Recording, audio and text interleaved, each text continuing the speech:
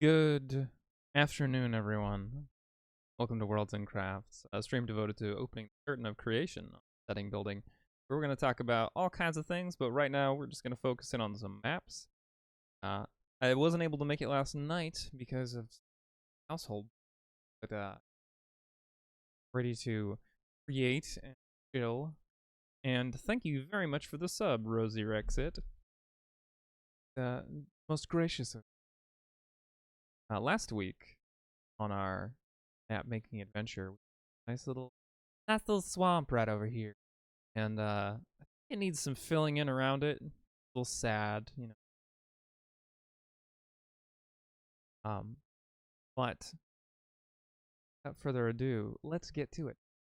How is everyone doing today?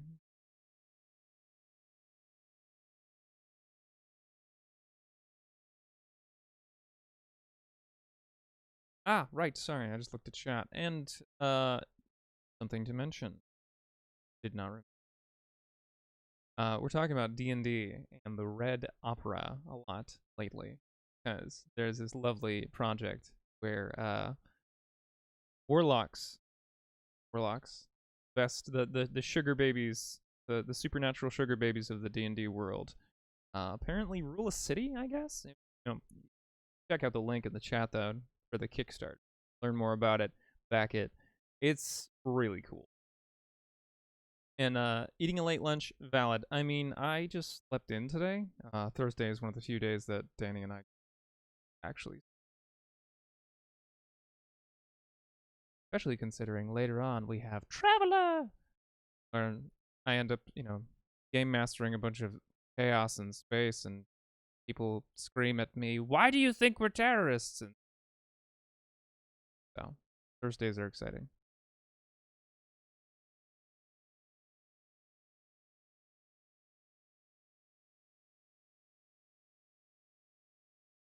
Now the better question is, what are you eating?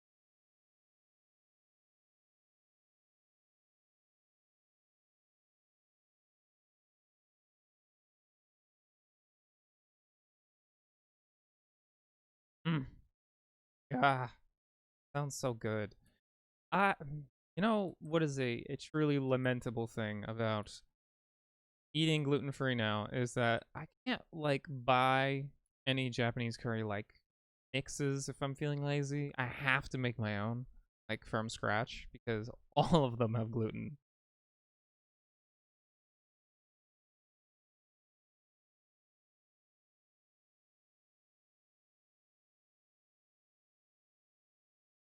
Yep, they use because they use a roux, right? You end up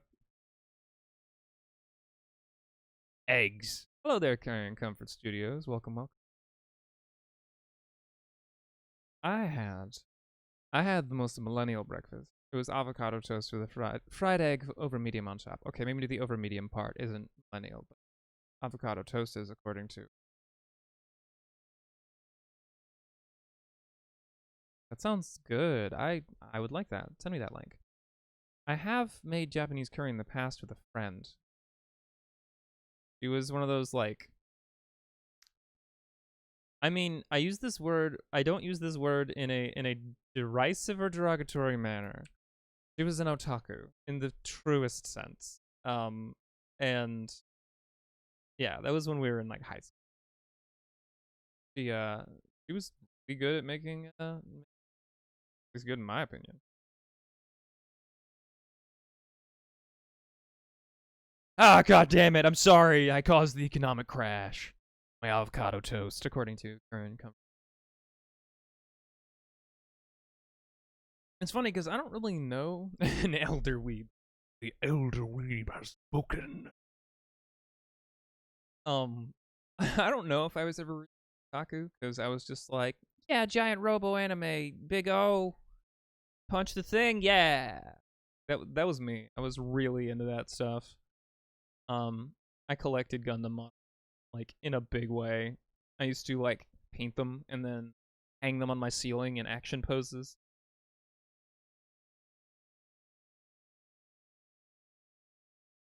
The bigger I don't know, dude. Actually, it was funny. I was again kind of an odd duck in that way. Everyone's like, "Man, the Evangelions are fucking huge," and I'm just like, "Yeah, but I mean, like, that's weird."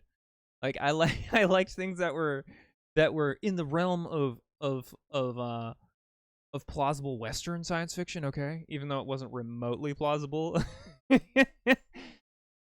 I was such a fucking snob. Oh yeah, Gundams was one thing, but I also was really into Gasaraki. I don't know if it's a pretty niche little weird one, but Gurren Lagann was fucking good shit. You know, it was another mecha anime that kind of scarred me when I was younger. Blue Gender.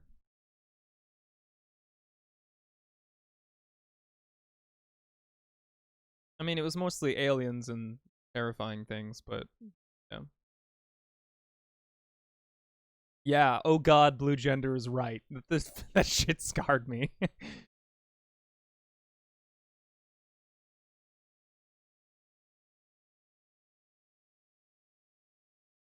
Just gonna make a tweet real quick. Today on Midday Maps, we're reminiscing about anime that scarred us.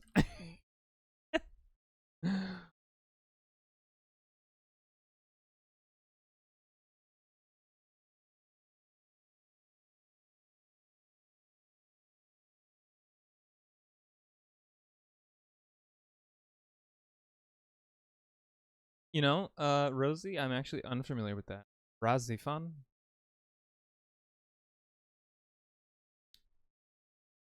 Young Weeb West. I feel like we need a conjunction there. What's a conjunction for Weeb and West? Is it Weebess? Uh, no, Wee West just sounds like, you know, you're just tiny.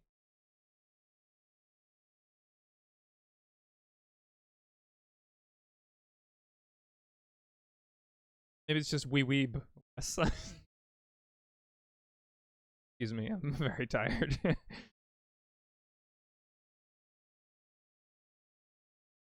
The Lost Continent of Ah, back when I was a wee weeb. And it has to be said in a very piratey. Can't do it. Forbidden. See, when you say moo, all I can think of is actually that's a thing. That's a thing. Isn't moo a letter or a symbol? I in like a mathematics symbol. I don't remember, but I could swear. Yeah. Okay. So why have you guys ever noticed that there's this like odd obsession, this thing in anime that revolves around giant robots, giant mecha? There's always like they have to choose like Zeta and Mu. I mean, I know what Zeta is, but like, you know, they use letters and numbers from like other languages. Is it kind of like our obsession, you know, with Latin as a country?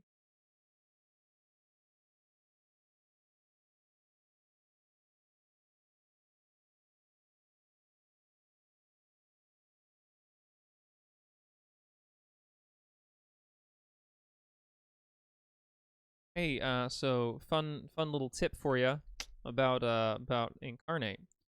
If you put something in a layer that is, you know, you bring it down a layer and it's on an object, it disappears.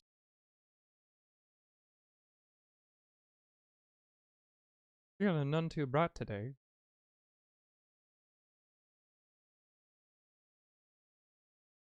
Giving this little forest plainly see.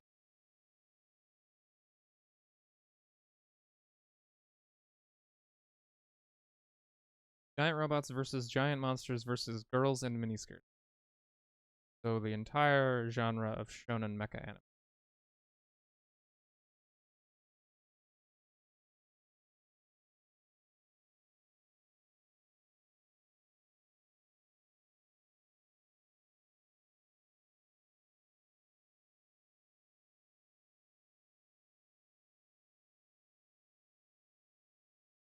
All right, we're getting down to swamp, so I don't want to die. swamp trees. Those were down in the. I need.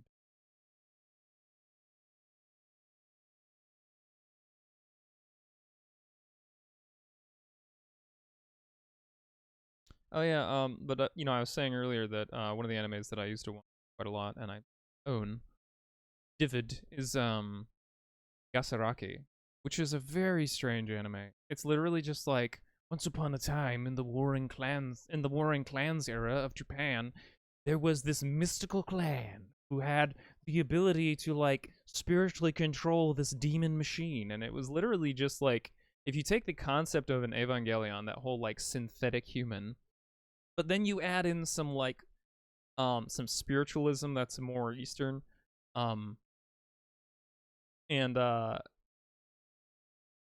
and somebody took like and like these things were summoned from like the spirit world, and they were literally just like giant samurai that had like fucking 4-inch steel plate armor or something like that, you know, just armor on, and they were massive samurai, and they like wrecked other clans whenever they challenged them until their clan was wiped out by all the other clans combined, right? So that's the whole premise, is that. And then they took like in modern technology, they found a Gasaraki like buried somewhere, and they cloned the muscular tissue and put it into like armored suits, and they're like the premier weapon of the world right now. Except, you guessed it, and yes, Rosie Rex, it is Evangelion plus Ninja Scroll, exactly. And you guessed it, they sometimes go insane. Or I shouldn't say they do, the people inside them go insane because they're driven mad by the fucking demon machine.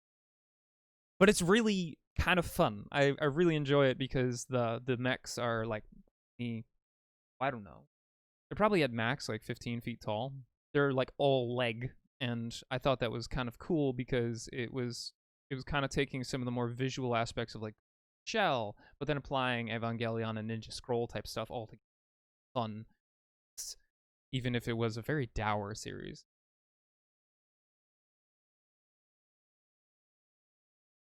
I'm sorry, Wes. I'm gonna read what you just said now. Featuring plucky, sarcastic teen boy hero. I don't know if I'm strong enough. Together, Orphan Blue.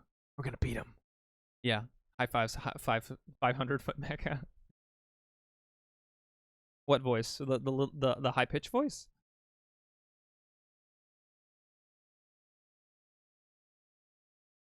I mean, I just did like, you know.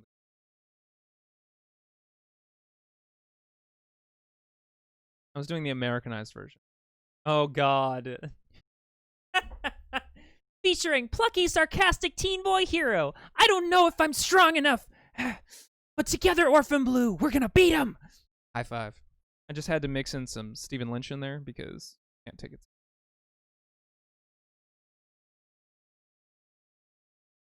it. Hello, your big dad. Go fuck yourself. I love you.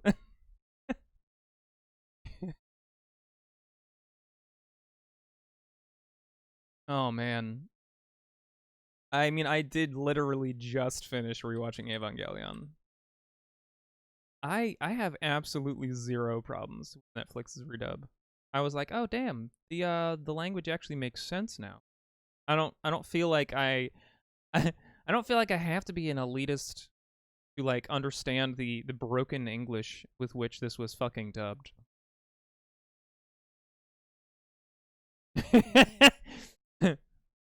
Son, I need you to get into the fucking robot. Now, please. Honestly, I feel like Gendo Ikari needed to just basically be voiced by Jude Law. I know what you're thinking, son. But you need to get into the giant fucking robot. I can't do Jude Law, but you get the point. Oh, probably. Most likely. Did I watch the rebuilds? Do you mean the Evangelion rebuilds? Is that what you, like I just said, or I'm confused? So I'm gonna go ahead and hazard a guess at no. Thanks, Incarnate, for reminding me that I need to save my changes because I just made like 7,000 changes.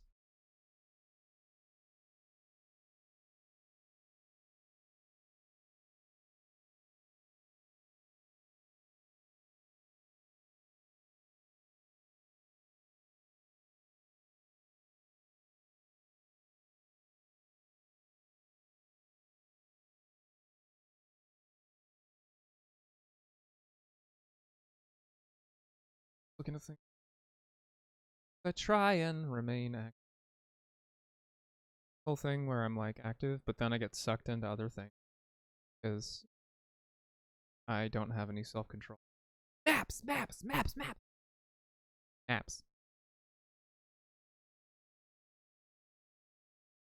This were a later in the day stream, probably have a martini and and actually sing that. But you know, all I have right now is coffee. Coffee and the deepest well of respect.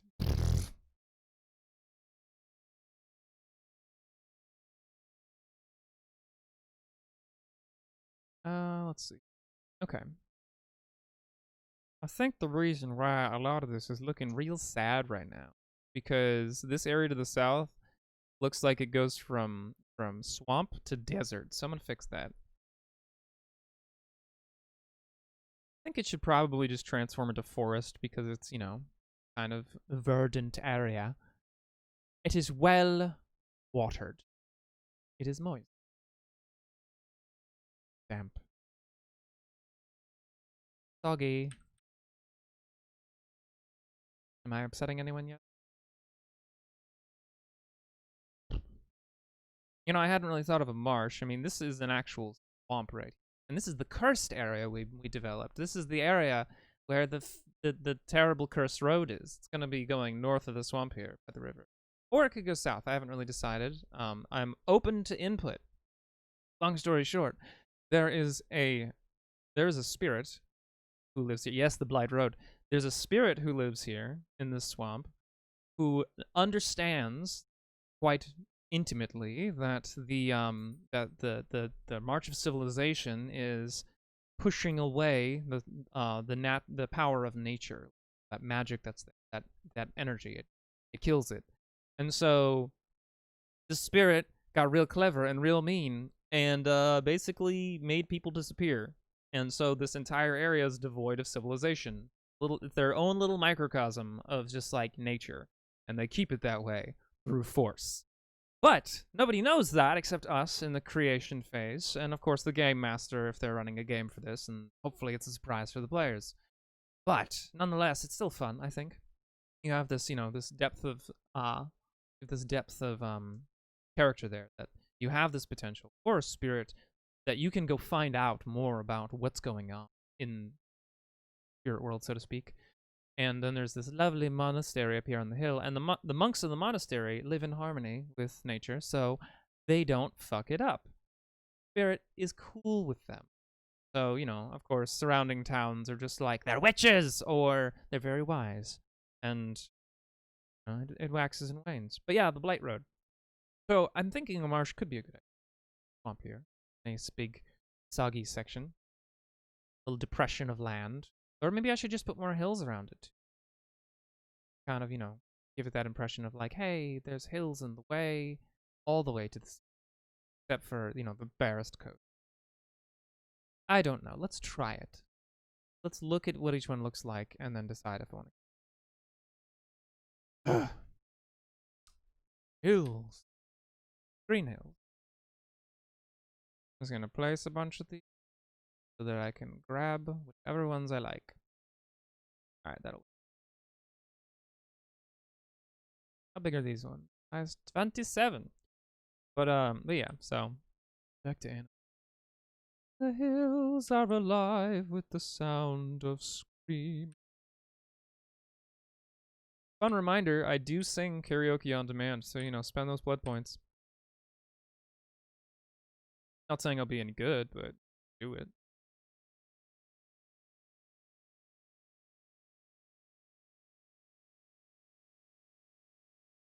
I have had a song by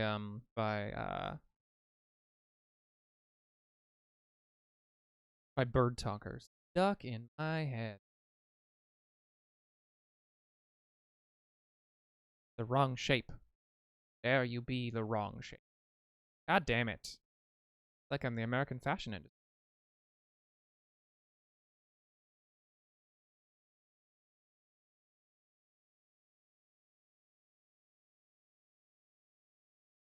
Hey folks, welcome to Worlds and Crafts, where I make casual commentary on the horrible realities of our lives. Haha.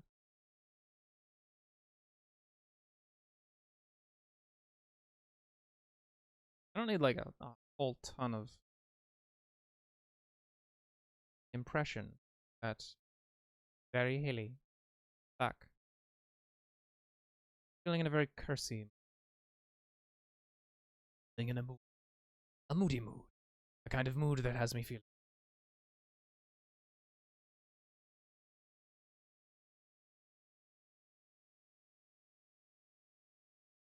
I really wish I had a soundboard. Can you do that? Actually, you probably could.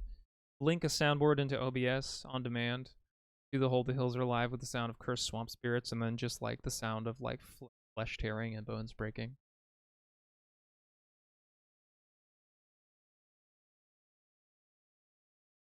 I'm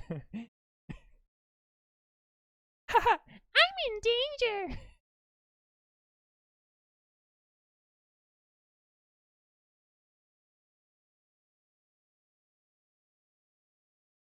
Oh man, I gotta talk to Iffy. Like, Iffy, tell me the secrets of your ways.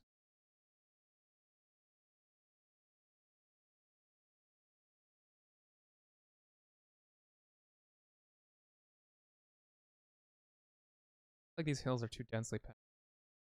Feeling indecisive. That'll do. No, that doesn't look half bad.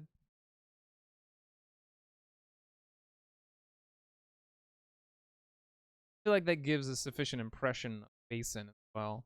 Not much y'all. No, guys, that's my problem with streaming is just not that good at OBS. I just frankly, it's not enough of a hobby of mine, and it doesn't like make me any dosh to like able to invest the time to learn details and nuance.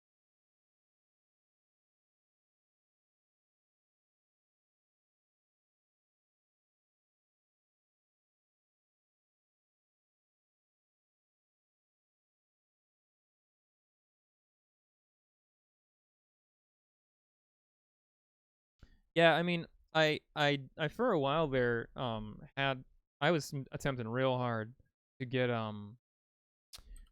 my noise linked in because I love my noise, which I'm actually gonna go turn. I don't know, maybe OBS will pick it up, maybe it won't. Seems to depend on its mood.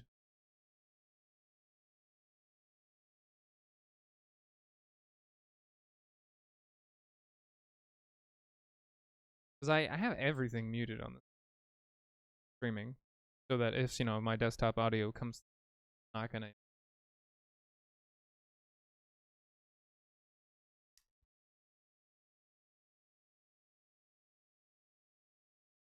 It is raining. It's actually kind of. I want coast sound. Irish coast.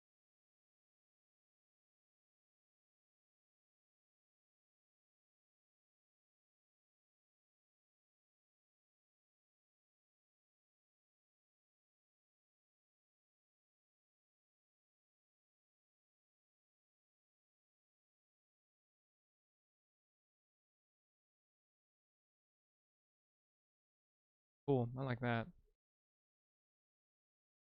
So if you guys cannot hear what's coming speakers right now, I'm just using the wind, sea, rain noise generator entitled Irish Coast on my noise.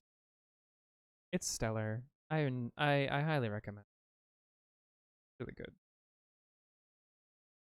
Right. So I don't know. Can I get some input from the audience? What do you guys think of the hills? Hills surrounding it. Does that seem good, or is that? Oh, actually, no. I don't need hills. Oh, I'm a silly person. I can use cliffs.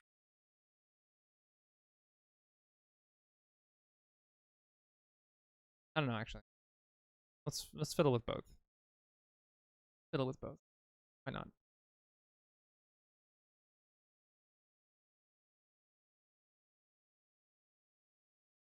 Glyphs are a really, really good way to show stark changes in land shape.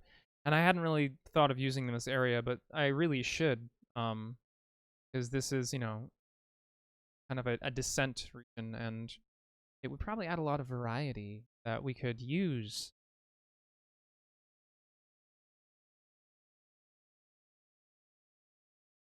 Over.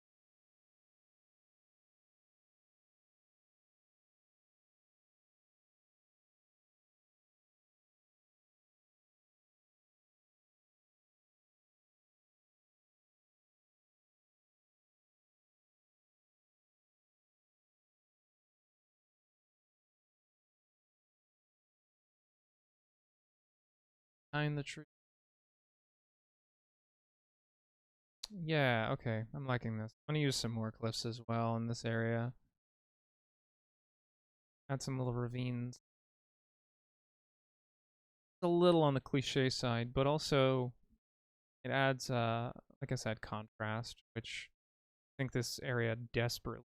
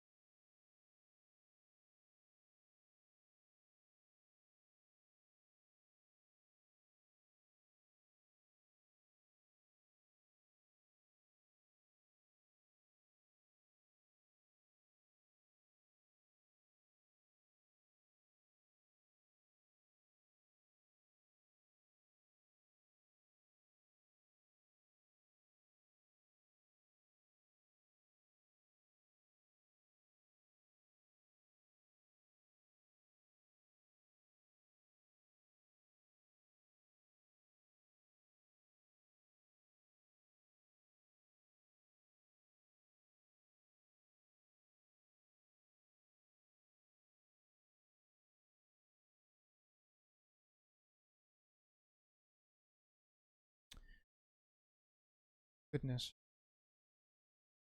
More coffee. Not going to. Not break time. I'm going to send a message. My darling, darling spouse. Ah, and thank you, Rosie, for sending me that lovely recipe. I see that in things now.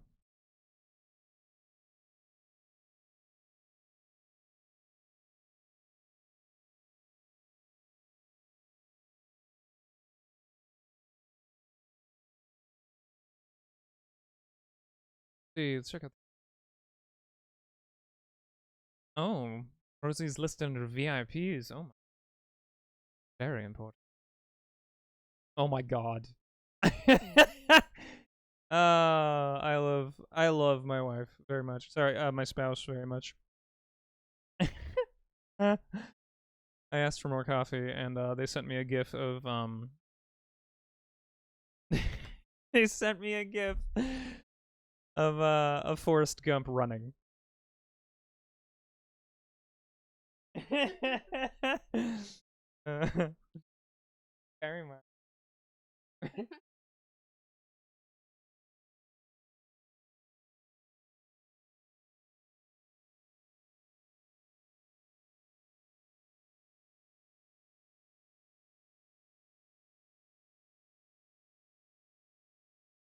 I'm a coffee slut.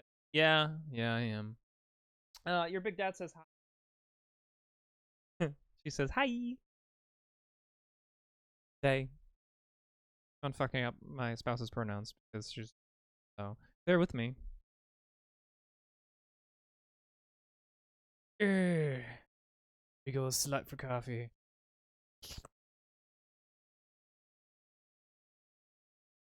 Alright, so now we're gonna go on in here and fix the shadows around the cliffies.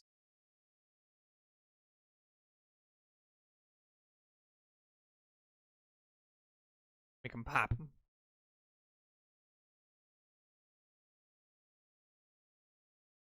That's a me. It's a me. The coffee slut. Welcome to Worlds and Crafts, where we try our best to curse everyone we know. Oh, ram it.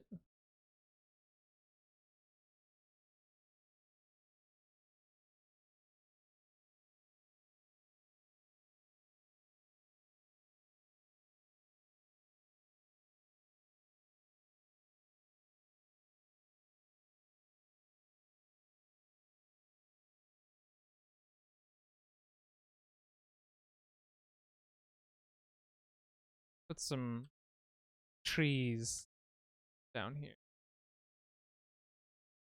Beneath the... There we go.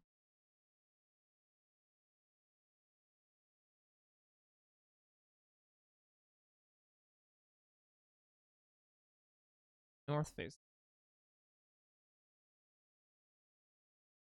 Where do we go?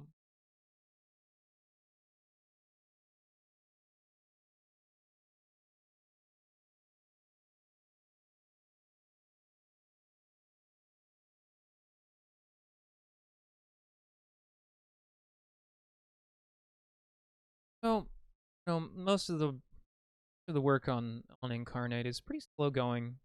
I find it very satisfying. Anyone who's been watching midday maps for a bit now knows that we've been working on this single map for, well, it's been a while. Let me just say that. It's been a friggin' while.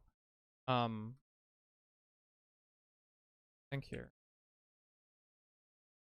This particular map, we started our map over about 14 weeks ago. And this is a little over 2 hours a week. Let's call it 2.5 hours a week of work. So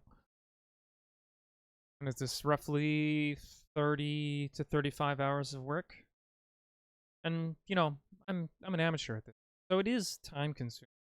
Important to know, that map making is very time consuming.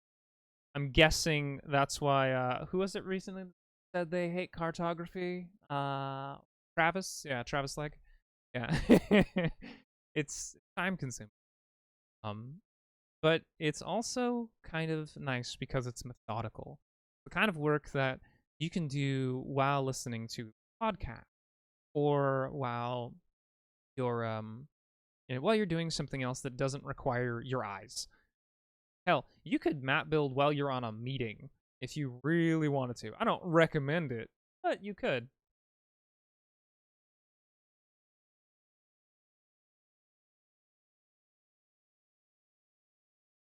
And again, I don't necessarily recommend multitasking on meetings unless you know your boss really, really well. That's just my personal opinion. Or if you're very practiced at it. I'm looking at you, Ian. I'm kidding. I don't know what you do during meetings.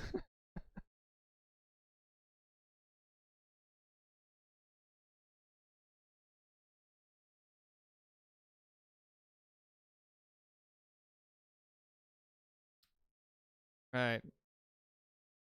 Well, considering we've already hyper-focused on this area enough, I'm going to move on from that.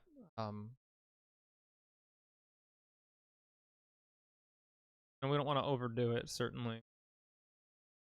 Let's add some more cliffs.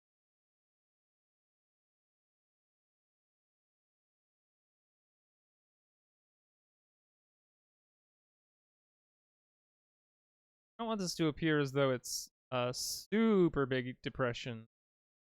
At the same time, I think it could be pretty fun. It was relatively impressive depression. Really wish I could squash these, but I can't. I can only resize them.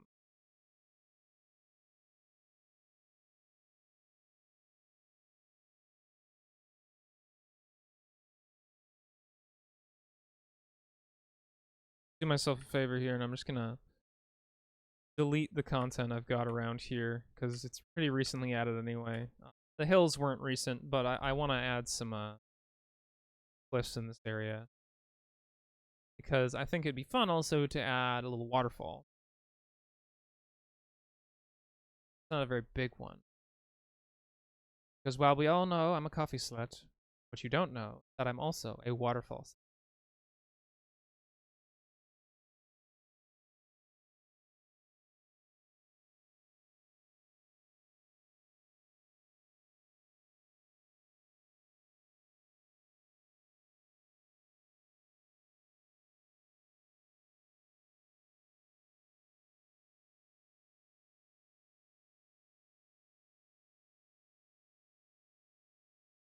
I think I'm done with the post because I'm now looking at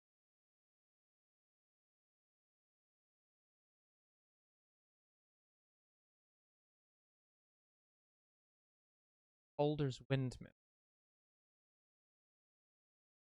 About let's do rice field.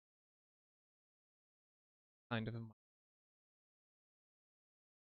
about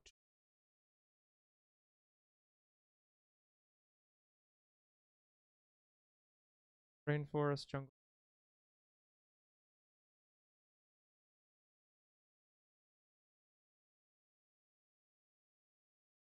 I think the rainforest noise maker could definitely.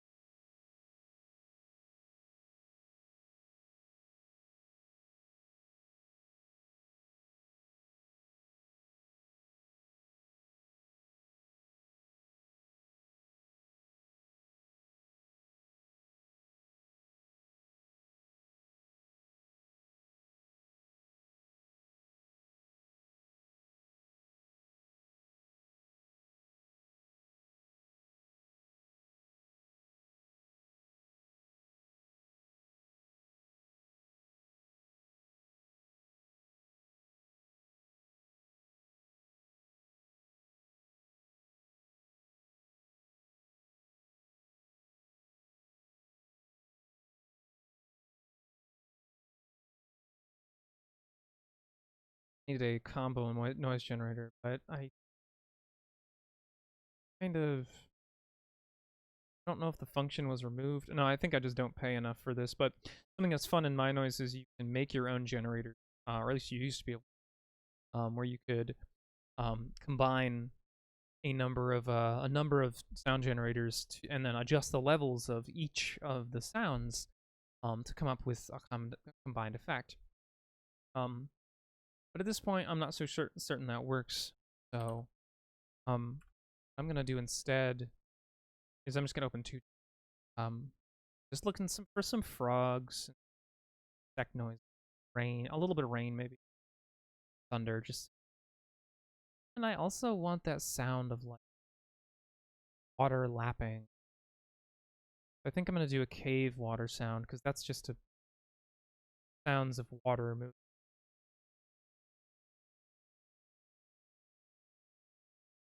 through a cave, but I don't want that deep sound. I want the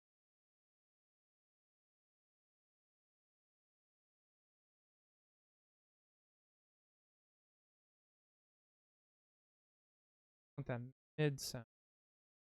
You know, because there's that deep sound that you get when there's a large quantity of water flowing quietly through an echoey cavern. I don't know, actually. Any of you ever been in a cave system?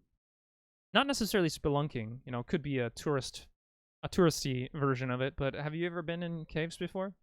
Any of you?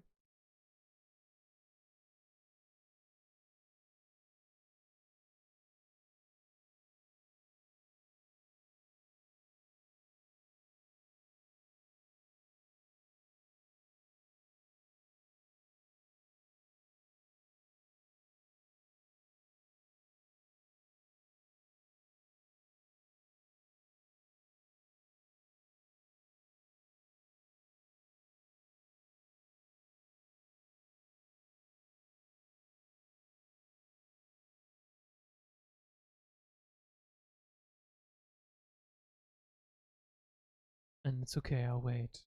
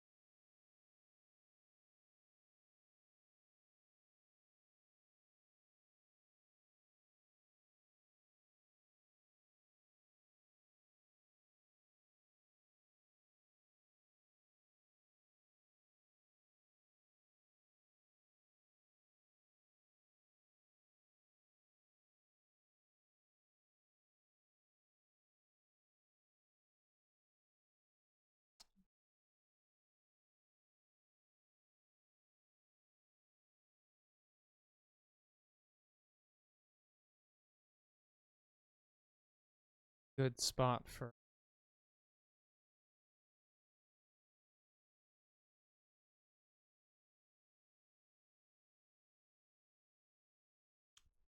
a lot of very big brush. Shrink this down, and I'm gonna kind of futz around with the river here. Sure, this is size 2 rough.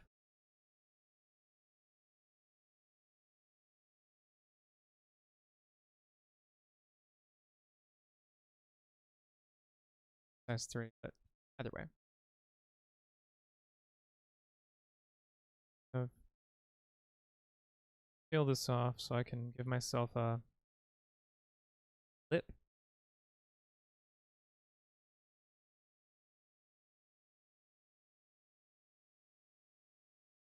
Shape. Add some more shape to the river. Yeah, it's definitely a size 2. So bring it down one more. I love that I can just undo things.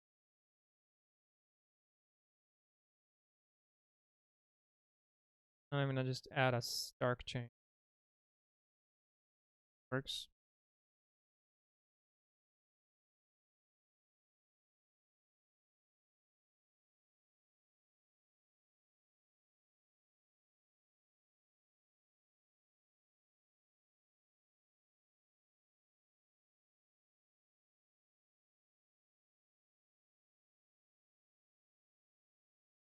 Like there's always kind of like a gathering waterfall.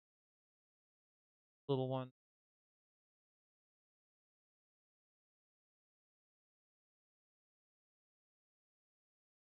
Don't worry, we're not gonna leave it like that. Setting up the basis. But we're gonna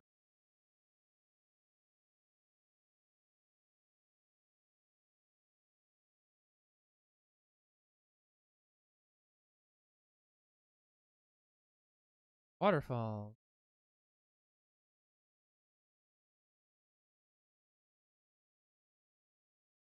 I can't shrink any smaller than that. I have to manually. And if it's far too small for what we want, we can just stack them up. Add multiple.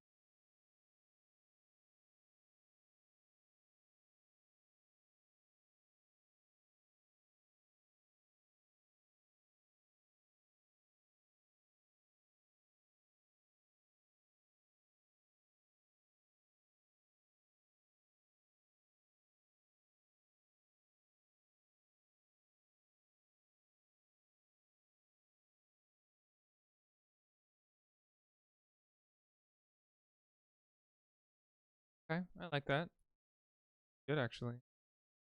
What we're eventually going to do is add texture and color to, or other textures and colors to the water anyway. So, moment, all I'm really interested in doing is establishing where the rivers go, etc. I like to do the water. Probably not going to do water for a while, but I suppose if people really want to see it, always that.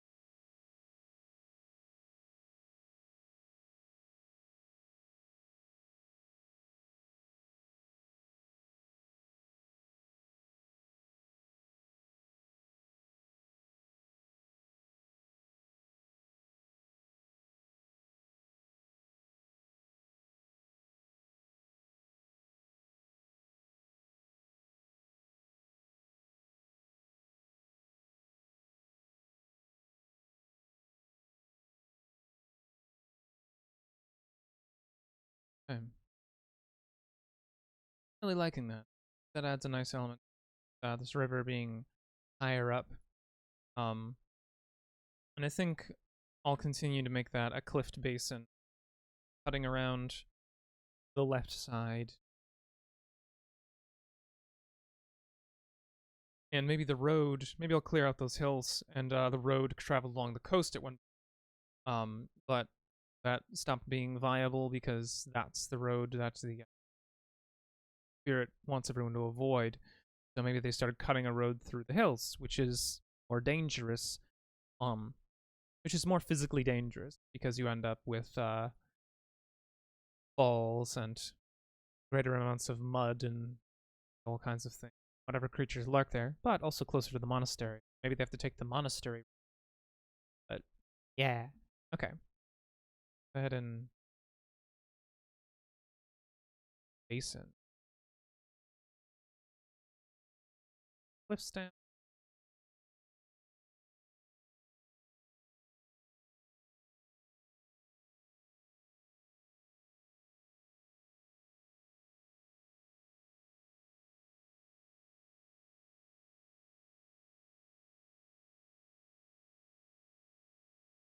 I like the implication that maybe this is a ravine.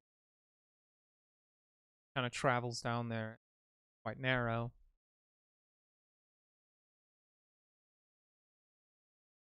Maybe the majority of water doesn't go down there. Shallow descent.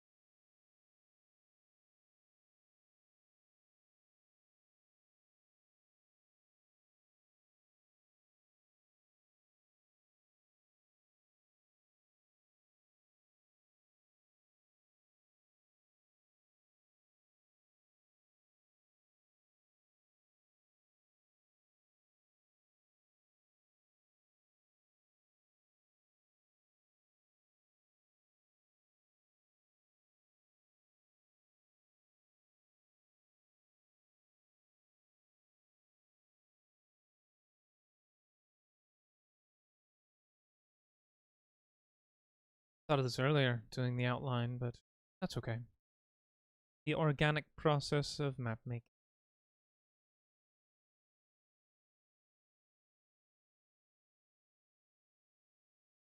Yeah, alright. I'm liking this quite a lot. Giving a lot of character, I think, to the region because it creates drama without ethical quandary. And while ethical quandaries can be fun, I think they're more fun when they are created through intimate interaction rather than through the environment, through the world, through the base setting. And maybe the base setting contains some of that through NPCs, But at this stage, it's far too early getting into that. But we still want to try and create drama, create that environmental drama that tells people to want to do certain things or avoid certain things.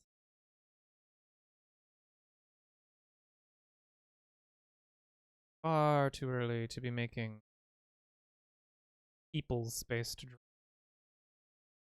Oh no, that happens later. That's when. I don't like that. I actually think I might call it there. Just say that the land slowly descends like that, and you know, the swamp is maybe just naturally kept by I could add a couple little cliffs, north-facing cliffs here, like that one. Like that to show that the land itself is still a basin, but that it's not necessarily a stark degrade.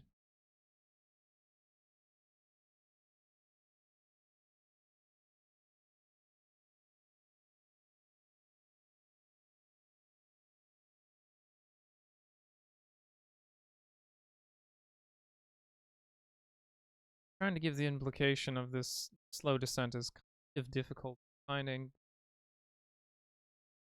Try anyway.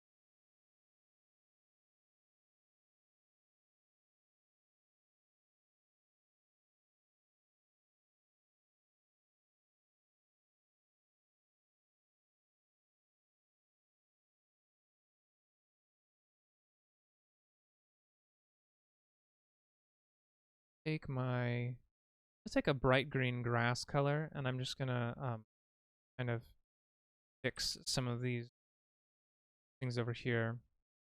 Trying to not kill off my coastline completely. I can fix it. We do, but still, take this bright green grass color and kind of just outline the area that I want to be not a massive depression. And we'll fix the rest. Okay. Now, we're going to add some more trees in here. Actually, before trees, I am going to add more little depressions and sections of water. I think that's going to be a useful thing to have here. We want our swamp to continue after. More swamp.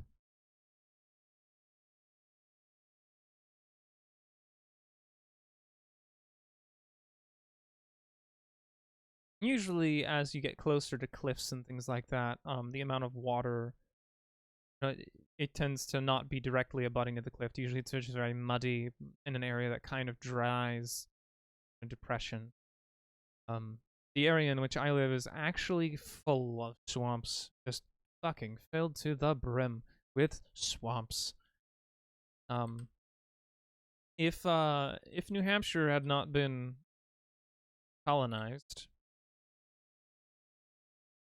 the most of it is moorlands, really. I mean, not the same as the actual moors, but it's similar.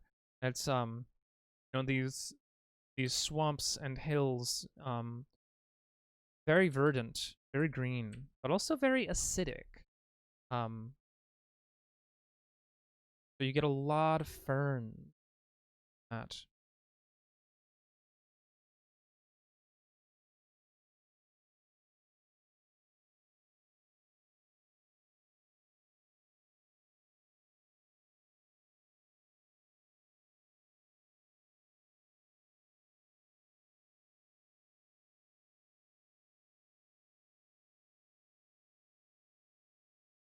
Probably expands it, but I do want to add another downed tree.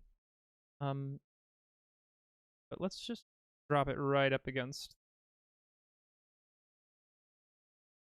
And a couple more dead trees. Cool. Color this in.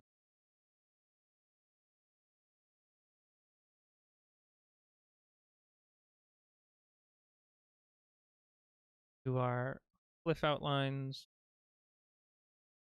as well as the outlines of our plants.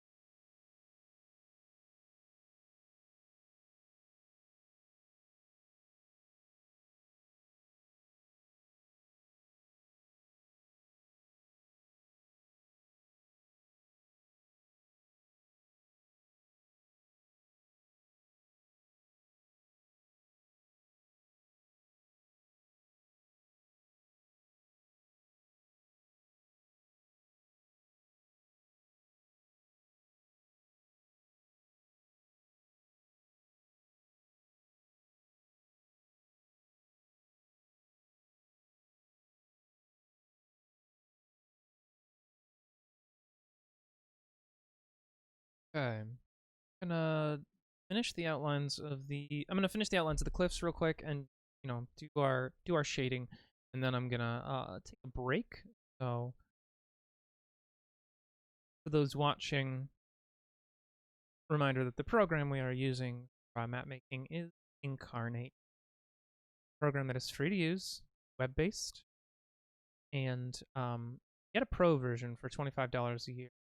And basically the difference is that with the free version, you have a limited number of maps you can have all at once, though you can export maps that are finished as images if you and then, delete them to create others. And you also get access to beta features and more storage for your own custom assets. Incarnate uses a simple layering system that's pretty similar to a lot of art programs. So, you have layers, but instead of drawing the things, you only typically draw in 3 different ways. You draw the shapes of your background, the shapes of your foreground, and then you draw the textures of your background and foreground. Otherwise, it's all standard. Place them around, stack them on each other, do all kinds of things. And you can upload your own assets, you can upload your own textures. So really, the possibilities with Incarnate are pretty limitless, especially if you have Pro. But it still does. It's a different skill set than your average art program as well. Though art skills will come, like with things like this, where you learn how, or where you know how to make certain things pop and stand out, look better. Check them out next chance you get.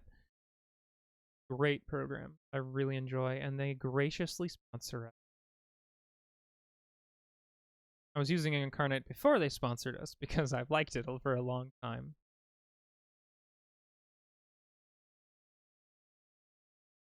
Okay. I'm going to call it there for the moment.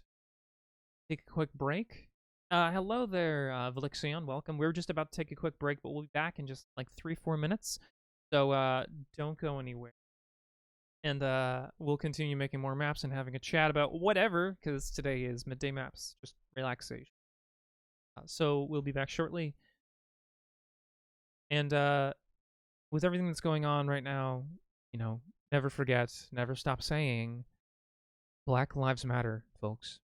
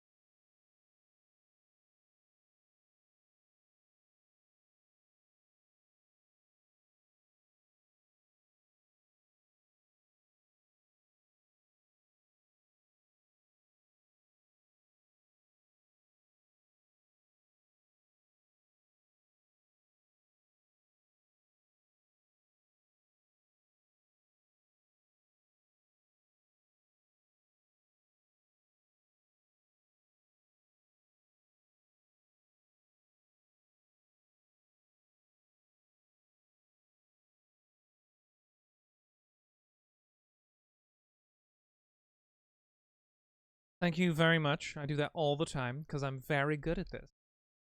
So, what I was saying is I'm back and welcome to Worlds and Crafts. If you've never been here before, we are a stream that is just devoted to setting building. We've been building a setting over the past 14 weeks. And we've been going longer than that, but we did a soft reboot. So this is the world we've been working on.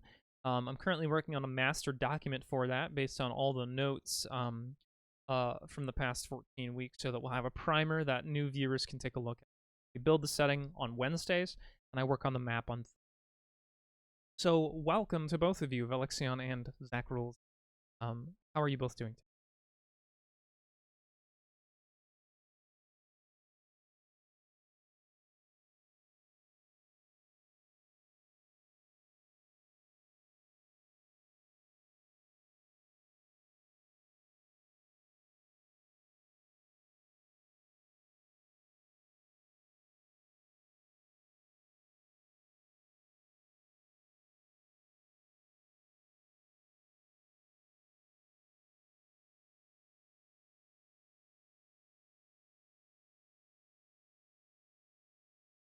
So what I've been working on today, this level swamp area.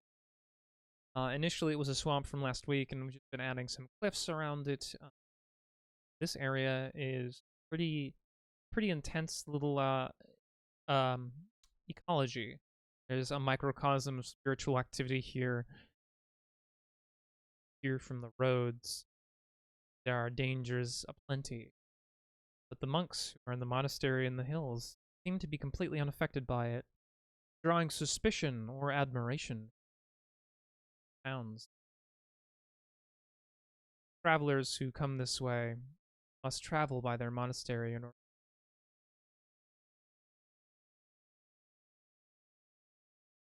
Again, this is a fun thing. We're just building that out, adding environmental factors that would make for a compelling swamp. I think swamps are compelling because in many ways swamps are completely defiant to civilization.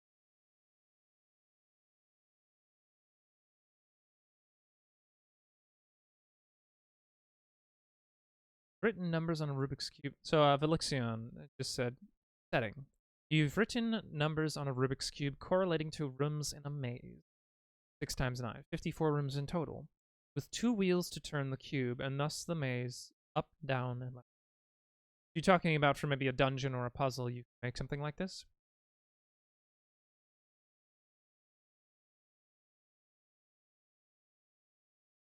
Door at the end of the maze is locked unless the Rubik's Cube is solved.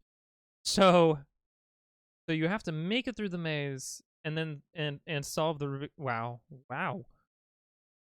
Sounds like a nightmare.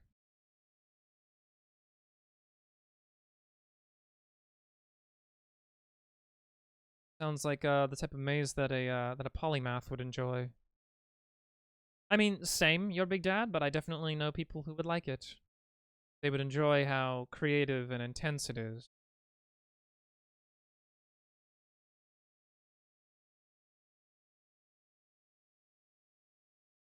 Yeah, no, as a player, as someone who is not really into maths, and I'm into maths I'm into long form maths. I'm not into like or sorry, when I say long form maths, rewind. I'm into maths as a way to come up with potentially accurate representations of fiction.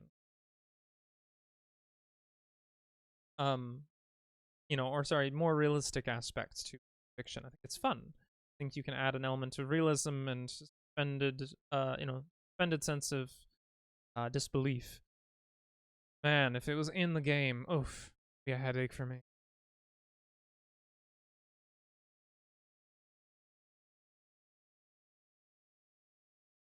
So the players know at the outset the details of how the maze works. That's good, at least. Forcing people to solve mazes with little information can be fun, but forcing them to solve incredibly complex mazes with gods.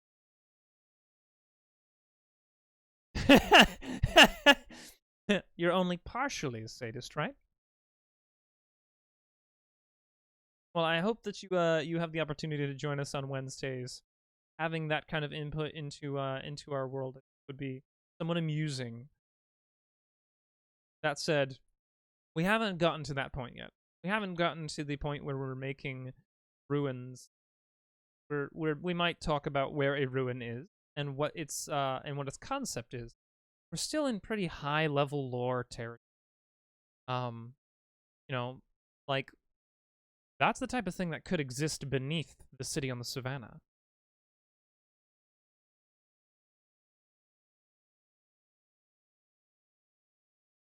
Because the beneath the city on the savannah is a great, vast series of levels of ancient cities that came before that maybe made some terrible or amazing discoveries. And the digger they're deep, it's a coin toss if it's, again, terrible, great. Maybe both. So that horrifying Rubik's Cube dungeon, something that could occur under there. That would be just something we'd decide later. Shelve for now.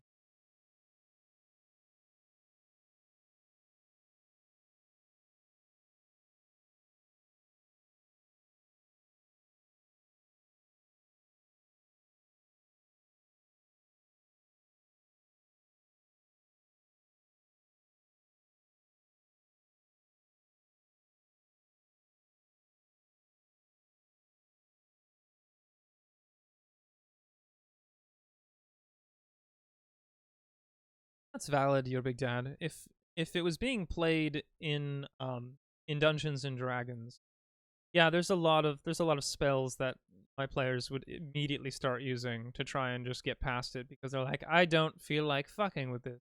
That's fun. You could play a dungeon like that in something a lot more OSR if you wanted, like Knave or Basic Fantasy RPG.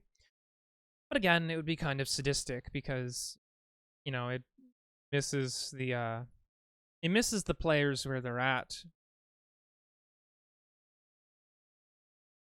I feel like something like that would go really well in some games and really poorly in others. Velixion, what do you think is the ideal setting, or the ideal game system for a dungeon like that, in your opinion?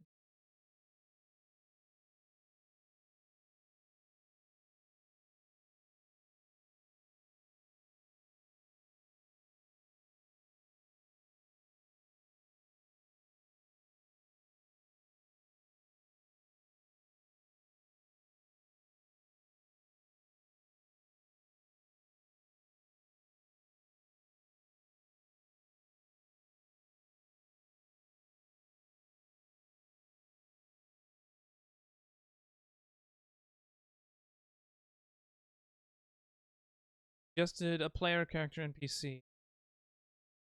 Ended up whipping 5 equal. I mean, what is the point of fun in that for you? Like, just I really don't know, so I want to know. Like, what is the fun in that?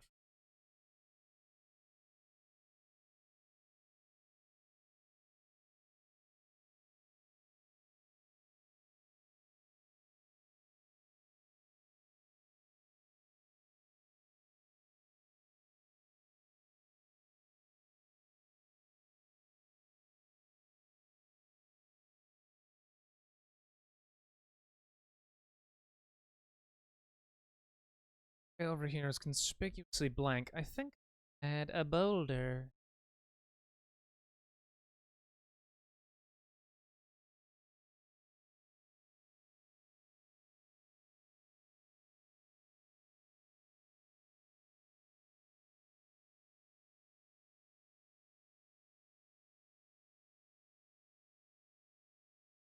Are you a big fan of maths?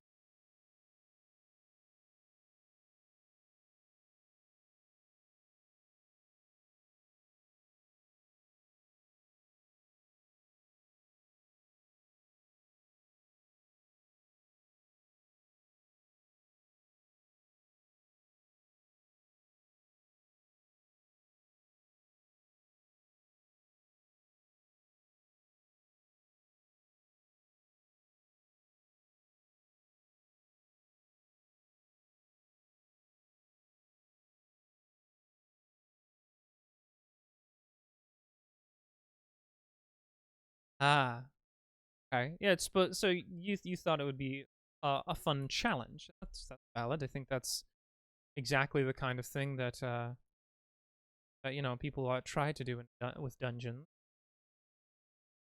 Fun challenge for people.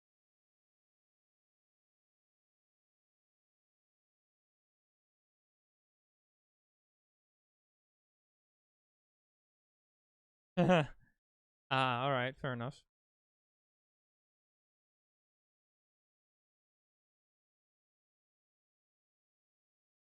Honestly, I think that's a really great experience, though. I think it's a good opportunity to understand how not everything that we design ultimately gets played to its optimum effect. That is to say, to the most fun. Because I'm just going to say this flat out. On this stream, I do not tolerate the concept of a game's challenge being unbeatable, being its fun. If you enjoy that kind of game, fine. But most people I know, most people don't. I am the type of person who I think it's fun if my character dies in a very dramatic way, if there's a lot of story behind it. I don't think it's fun if they die for no goddamn reason.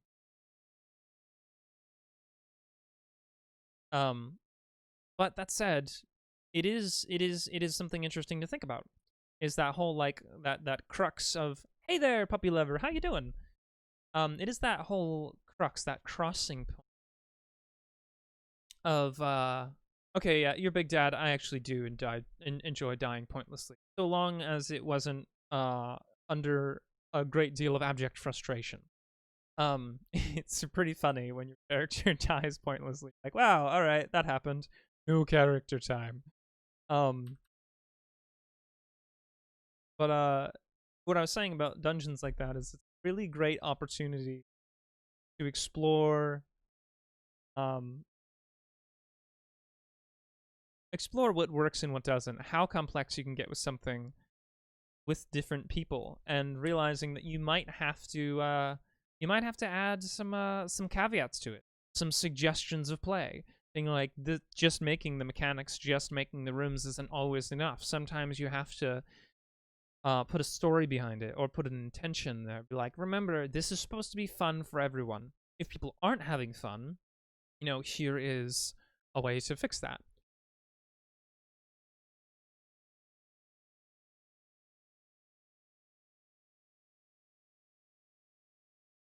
So you want a dungeon with 120 feet? That's fair. Um, something that Kate Bullock pointed out on Twitter, and I love Kate Bullock stuff personally. If you don't follow her, I highly recommend it. Um, something she said was that the base form for your game should be accommodating. So if you're building a dungeon, the base form should be easy enough for um for anyone to have fun with, and that you can add optional rules to make it more difficult. And it really changed the way I thought about things like dungeons and setting building. Is that while for some of us who are really clever with maths, or really clever with one specific niche field, it doesn't necessarily mean that something isn't good enough if it isn't accommodating for us. But if we're in a group of like-minded people, we can adjust it to make it more challenging, or more niche for it. So I like your Rubik's Cube idea. I think that's fun. So my question is, how could you make that easily accessible and fun for everyone? And then what are some ways you could make it harder as optional?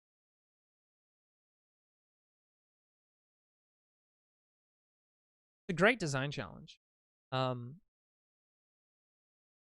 Your big dad said, next to my wife in Dungeon Crawl Classics, Lankmar, she fired a crossbow, critical failed, rolled hit adjacent target, critted, rolled organs liquefied death, occurs in 1d4 rounds, then a barrel crushed me Donkey Kong style. Oh no. That's fantastic. And Velixion, that's a lot of movement. Quick question. How fast is that in miles per hour? You move 120 feet in 6 seconds.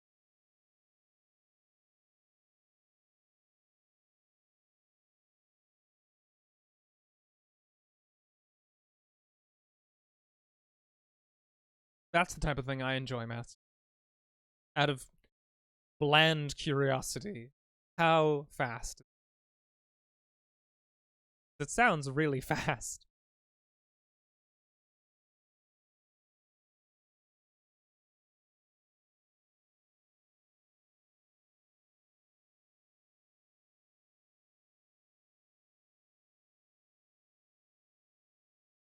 $13.6 miles an hour. Fast can Usain Bolt run again?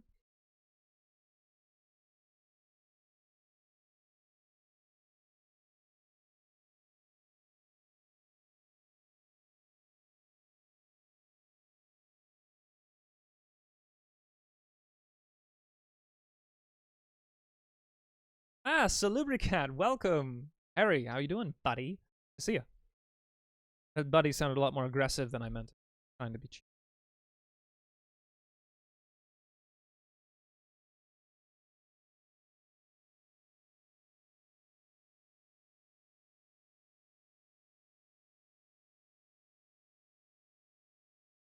Oh, 100. Oh, you're right. I missed the extra 40 feet. My apologies. 18 miles an hour. That's really fast. Really fast. Doing pretty well. Can't really complain. Had to skip the primary map making stream last night, or not map making, setting building stream last night. Personal stuff, but otherwise, I'm doing very well now.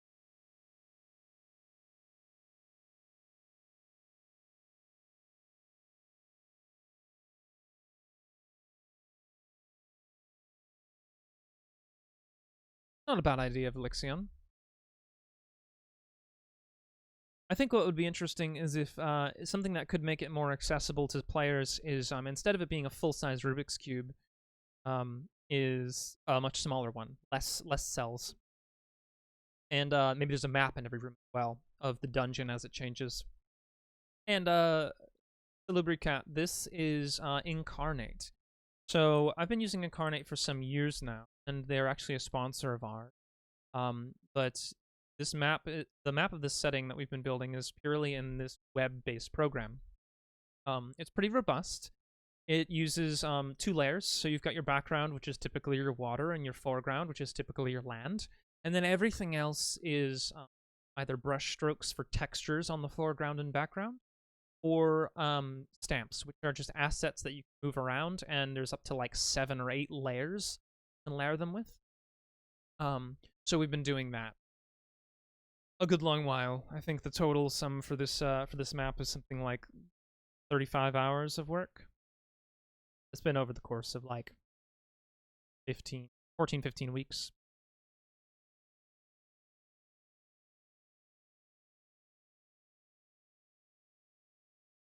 Something I haven't really added yet to this, which I want to, is I want to add a little.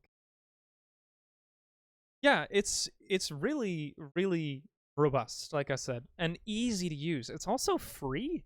You can pay $25 a year if you want. Like, you know, like the advert says there. Nightbot said it's $25 a year. It's phenomenally inexpensive for being so robust. I highly recommend it.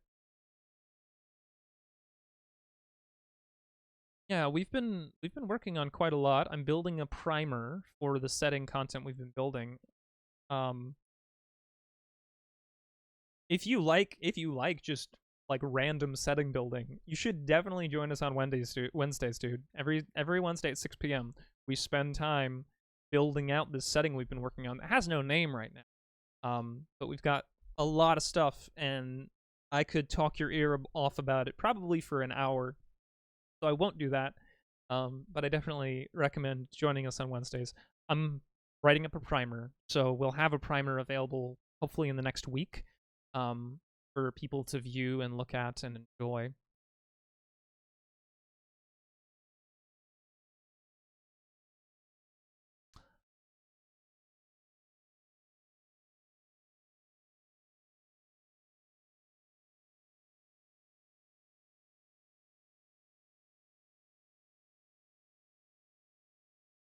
Puppy Lover, unfortunately, I think we did mix that with the last setting. We did do that soft reboot, and we've been holding on to those concepts, but we haven't really brought them in yet. Thank you very much. This lovely teacup is I don't remember who gifted it, but it's Danny's. My spouse's. I know. The gods who were in love and warring was very fun, and it's definitely in the back of my mind. We also built some cold weather lizards in our last attempt. And yeah, we did, because the way that I started the last setting wasn't really very conducive toward a long goal. It was pretty it was becoming difficult to keep going with it. So we had to do that soft reboot thing. And Velixion was talking about a dungeon they were.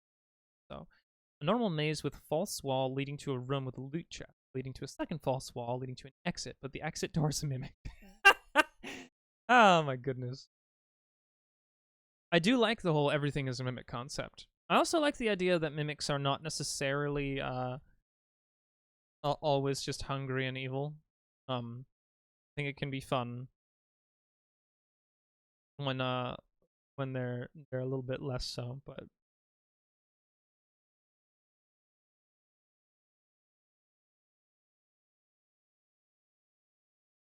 oh yeah, and one more thing, Harry, is that you can build battle maps with this. There's a pretty new map type where you can do top-down battle maps. It has grids, it has hexes, and you can do all this same stuff, but they have a whole set of stamps that are all straight from the top rather than isometric.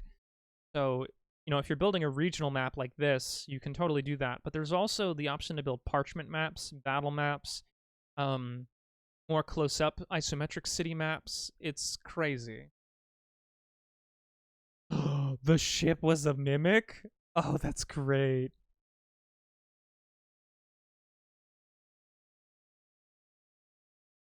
Right, and for those who have just joined, I'm currently listening to a mixture of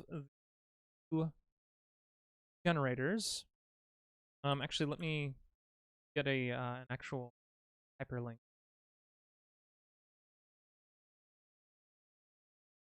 Listening to this.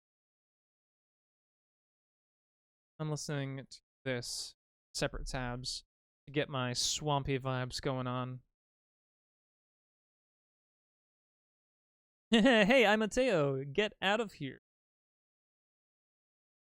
Do we have a mod in chat to take care of that, or shall I?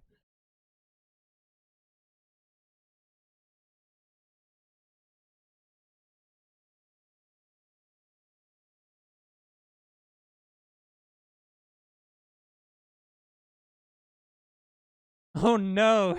Did the other players have the opportunity to rescue them?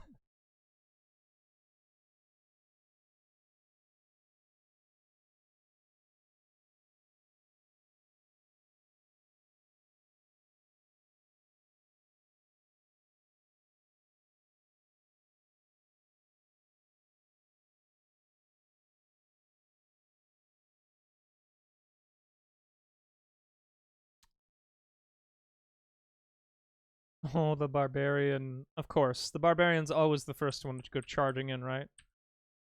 Nice. You just kind of like improvised, give the mimic a swallow hole.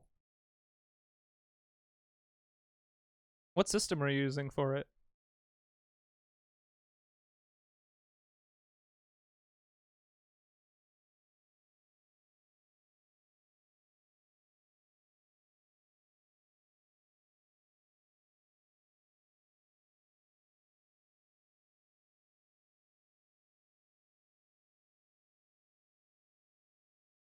Hello there, Nibblenot. How are you doing today? Willkommen.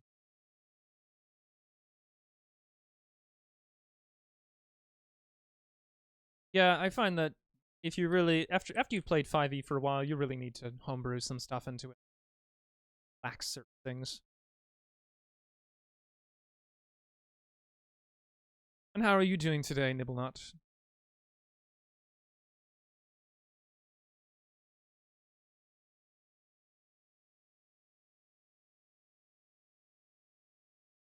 I don't mind you asking at all. I'm glad you did ask. So, what we're doing is we're using the program Incarnate, and it is a web-based app where all of it is cloud storage. So I'm gonna save my changes right now because, well, it is web-based, and it's pretty robust. So it works in a couple different layers. You have a background, which is usually water, a foreground, which is usually land, and then a bunch of texture brushes that you can change the way it looks, and a bunch of stamps that you can then layer up to like 8 different layers to create whatever you really want. You can also import your own stamps and textures so that you can, the program's possibilities are limitless, but the easiest of use is for fantasy map making. And you can do regional maps, world maps, battle maps, all kinds of stuff. So check out the link in the chat. It's free. Or if you want some additional storage and access to higher res maps, then it's $25 a year. I highly recommend it.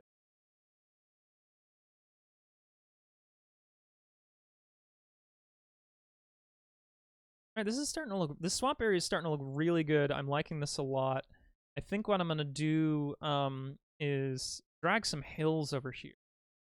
Some little ones, like maybe this one right here. Shrink them down a bit. Want some more geographic divider, dividing aspects with the plains, because over here, big plains, but then it slowly kind of goes into this the wellspring peak, which are named for all of the runoff that feeds the bountiful amounts of moisture here, wetlands. The wetlands in which a great spirit lives. A great and dangerous spirit that is angry at the world and will not allow any who are disrespectful passage. There's now a defunct trade road ran south along the coast, currently cursed and haunted. And this is all content that has been built not just by me, but by all of our viewers. Every Wednesday, we work on this together. So, Nibblenut, hey now, listen. Maybe it likes the swamp, okay? So Nibblenut, you said you're gonna be running your first. That's exciting. How are you feeling about that?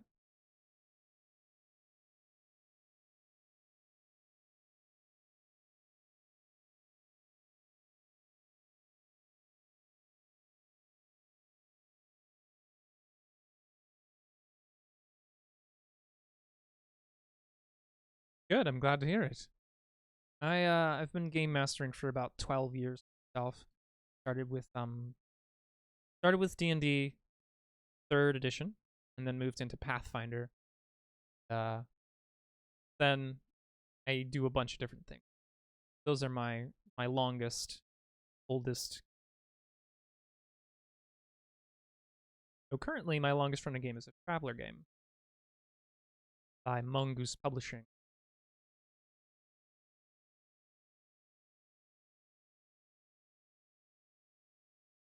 For those who haven't watched me make maps yet, except for today, every time you add a stamp to Incarnate, a good recommendation is to take a dark color, something that is, earthy, this land brown color. You just go around the object that you placed. You'll notice, actually, once you start doing this, you'll notice if you play real-time strategy games, that RTSs do this with buildings and units you play. The land around them becomes darker, and it's so that they're more easily visible from a high vantage. It draws the eye inward. And so that's what we're doing with these stamps, is just making it so that they're a bit more. And Nibblenut. The first game you played was 3 or 3.5. You never played Pathfinder. Done Fate. Excellent. What, if you don't mind me asking, what Fate version have you been involved with? I've always personally liked Fate, but apparently it's a very divisive system, because some people hate it.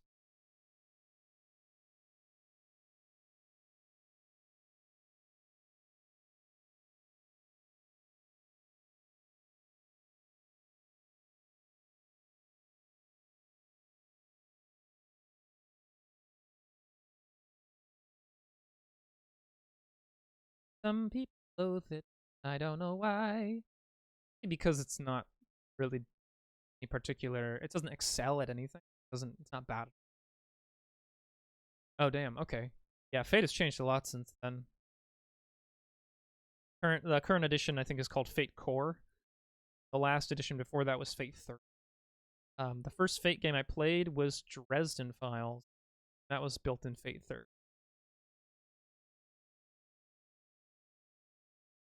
Though, if I recall correctly, there was a new version of the Dresden Files RPG. I don't know if it's out yet or not. I haven't been.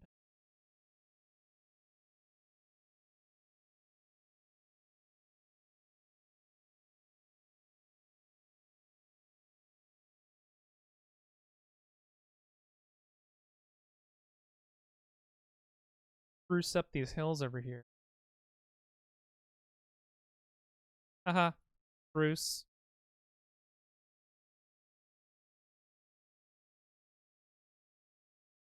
And I'm just going to continue to repeat myself for those who have just joined us today. Every Wednesday, we build setting. So come join if you like taking part in setting building. I prefer when we build things together. That's the whole point of the stream is let's have fun. Let's build a setting together. Let's do it. I'm not like a master setting builder, but I'm pretty good at it. I've got a lot of experience. Come join us. Have some fun. Get to create wacky things. We have a gator, a giant alligator with a city on its back as a part of this setting. That's the kind of ridiculous. And your big dad just said, and this is with reference to a conversation that was happening earlier about movement speed in D&D 5th edition, maybe, well, either way, Dungeons & Dragons. According to some messages I sent, I made an elf called Dale Elfheart that could run 250 miles an hour with the express purpose of body slamming an opponent and doing vehicle impact damage to them. You must have had a very kind game master, your big dad, because I would have made the damage apply to your elf as well. Gator City. Yeah, the gator is not just any gator as well. We determined that the gator is also an old god. So there's that. It's Gator God City. Take me down to the Gator God City.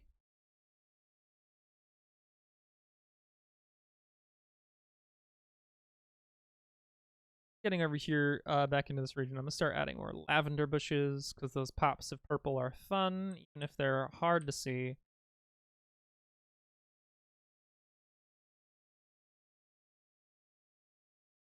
Add some grasses.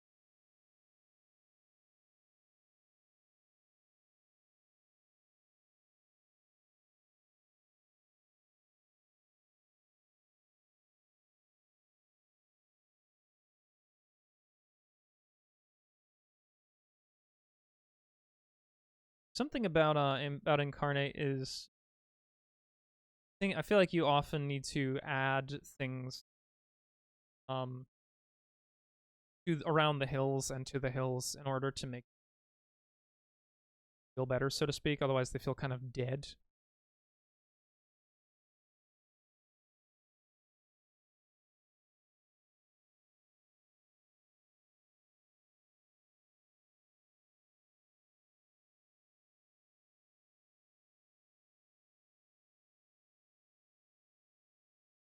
With a level 10 Tabaxi Monk, you can reach 1,280 feet of movement per round. Also, your big dad, that does sound like a Shadowrun build, doesn't it?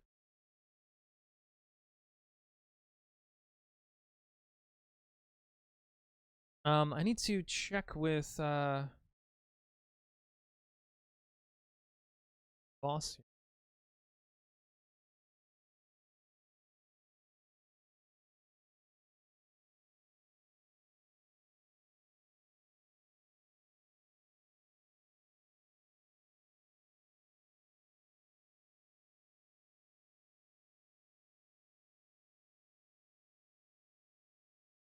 I know that today we've got an interview of the some lovely people. So I'm just asking about when that's happening. Okay.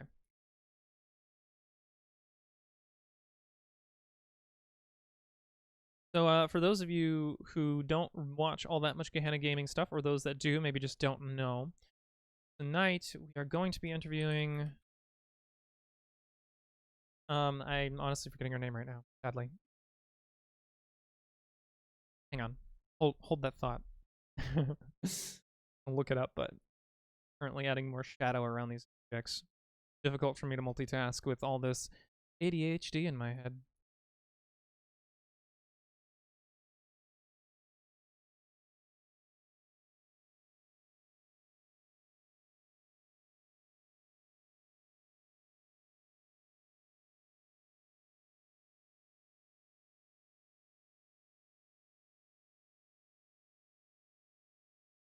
That's right. So tonight at 8 p.m. we have an interview with Ellie Collins of ATL by Night. So be sure to check that out later on. Um, but I was thinking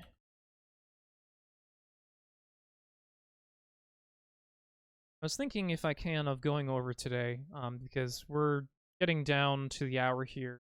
Because I missed streaming last night. I was thinking for going just a bit longer, play some catch up, continue chilling with y'all. I enjoy this a lot.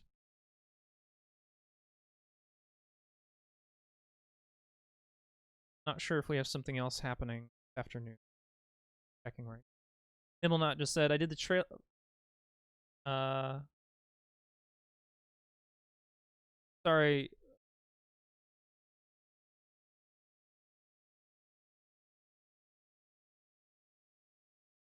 Trail of Tears build sounds really insensitive. I mean, I'm sure the build is fine. The build is probably cool, but the name, uh, sounds, yeah. Um, I mean, I am not,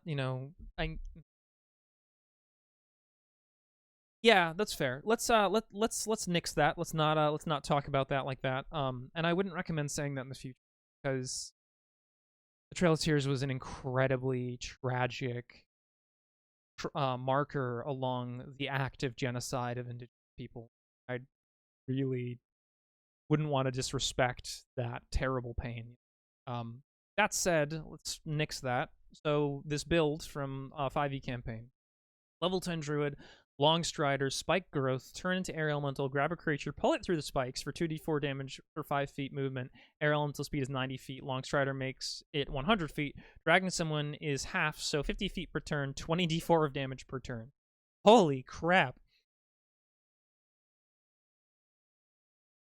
Yeah, there's a long history of ingrained of terrible ingrained racism and disrespect in a lot of the background of Dungeons and Dragons that it takes a lot of conscious effort to avoid.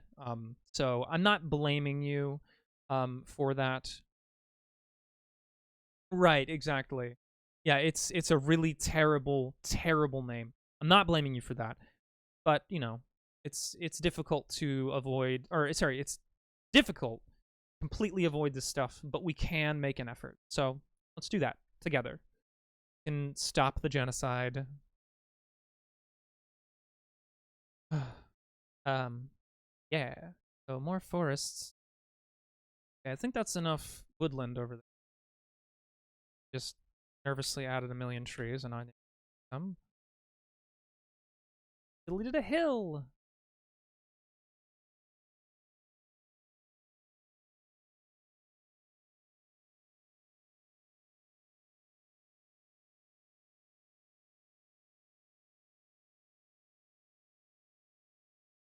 Yeah, that's fair, Nibblenot. Eh.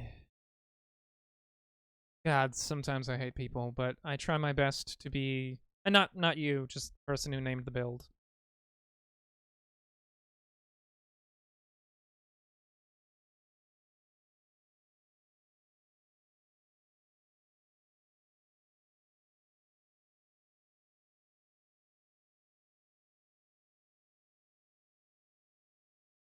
I mean, I would just call it Trail of Spikes build, personally.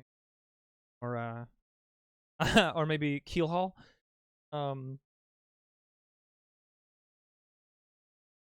Oopsie, definitely in the wrong area. So, I've gotten the green light that I'm gonna continue to chill here for another hour. So today we're gonna end at 3 p.m. I'm gonna make a tweet about that real quick.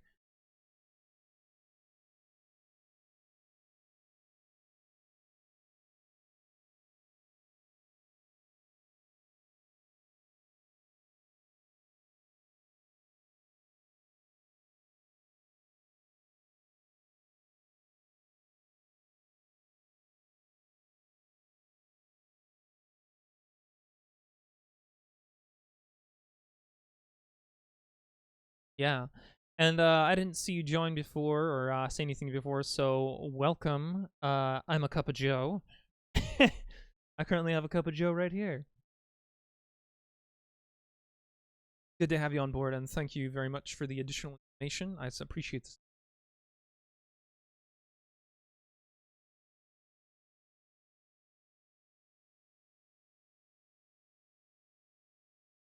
Yeah, at Gehenna Gaming, we do our very, very, very best to be event-driven, sensitive, inclusive.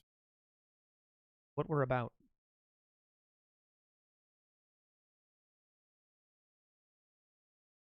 Oh man, cunning. Yeah, dash cunning action. That's a lot of damage. Well, and if you use haste, you could probably do it all in the same round. Because haste gives you an additional action.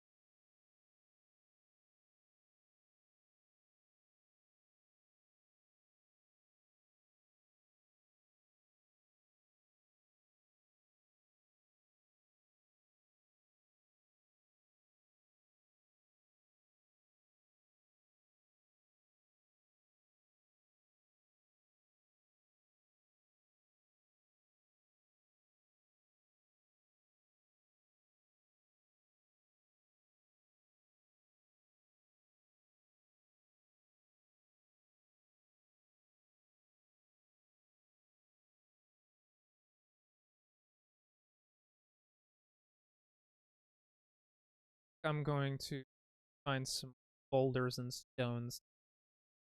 Just really detail it out. Boulders. Lots of rocks. Today we're going to be using rocks. Lots of them. Fortunately, the size for some of the large, but we can always go in and that's good news.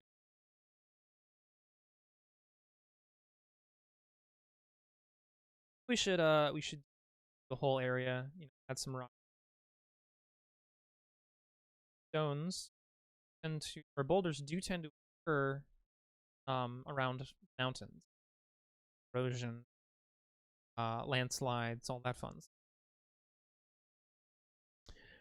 All right, Celebrity Cat, Harry, thank you so much for joining me. It's been really good having you. I hope that your class goes well, and I look forward to seeing you.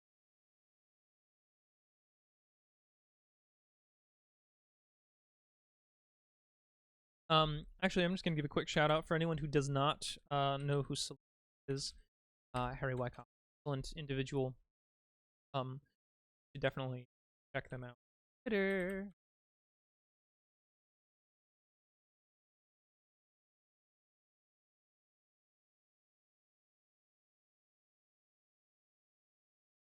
They're a bit busy with school right now.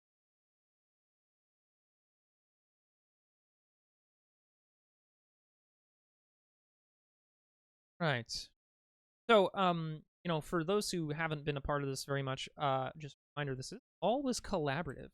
So if you're interested in making any, I'm always open. Suggestions are what we thrive on because creating is better with Terribly sorry about that. I'll turn up my gain just a little bit. How's that? Is that any better? I can put it closer to my face as well. But it does seem to be going a little low, so let me up my gain. This has happened before, and I think it's because the volume of my voice fluctuates. Because I'm never sure how loud I'm talking. Okay, well, let's hope that it stays that way.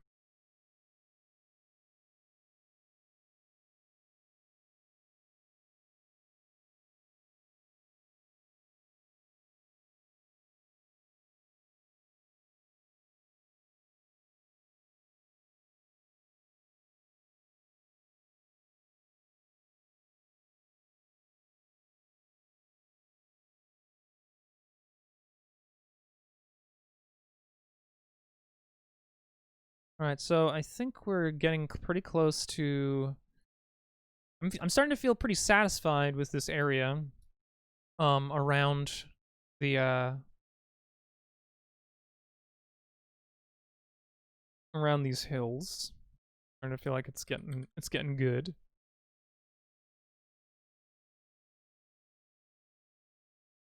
I just got to futz with the layers. I just want to add a couple trees here and there.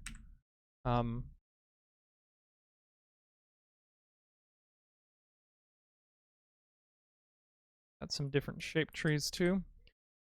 Something I think that's important to remember whenever you're doing any kind of map making or anything at all is add variety.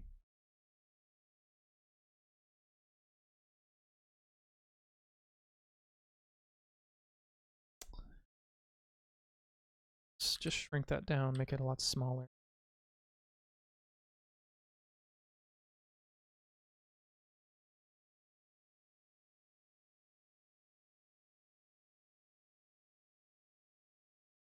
Alright, so I think for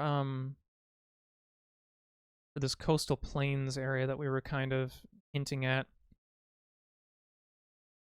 this is where we were gonna do our road. So I think what I'm gonna do, I'm gonna take this this land color, I'm gonna shrink this down to like a pinpoint, and I'm just going to draw a path just to imply where I want my road to have gone.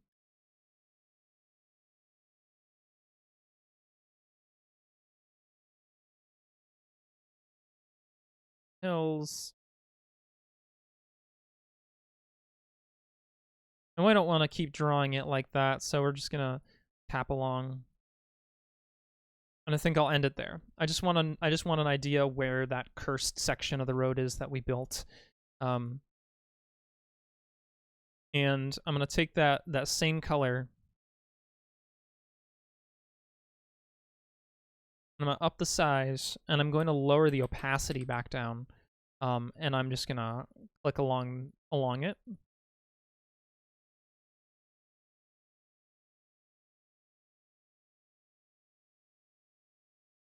We're treating it as though it's an object.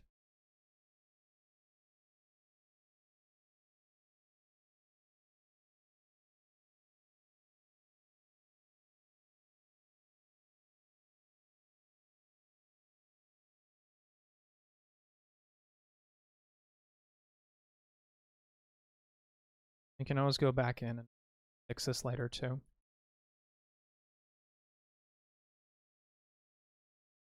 Oh.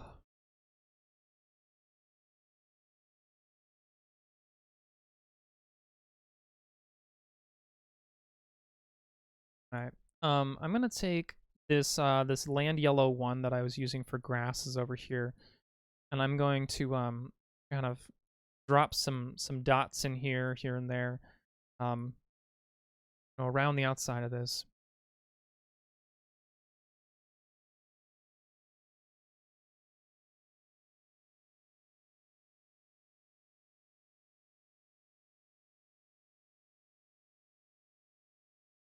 I think that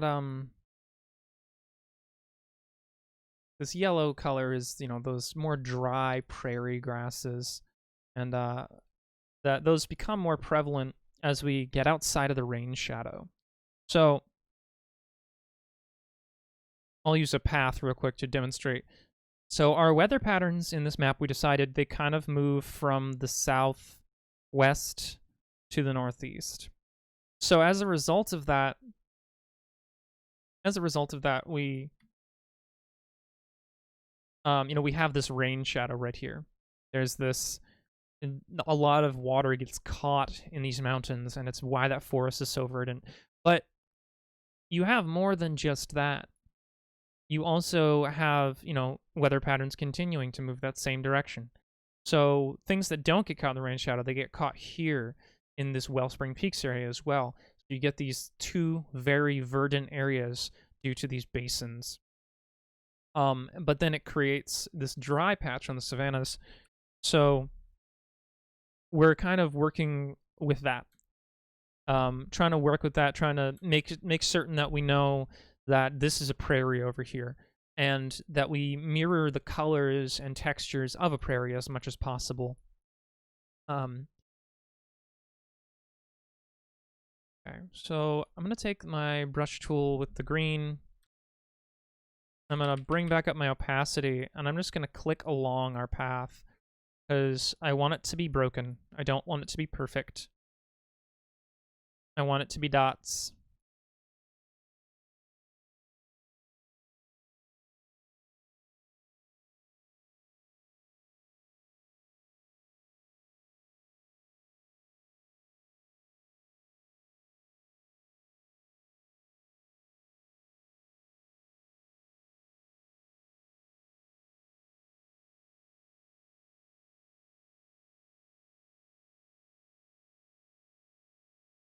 Right. And I think now I'm going to hunt through our stamps and just kind of see if there's anything that pops out, something that I think would be near the road. Maybe some ruins, or actually, let's do some coastal cliffs. That'd be great. Um, this little strip of highland.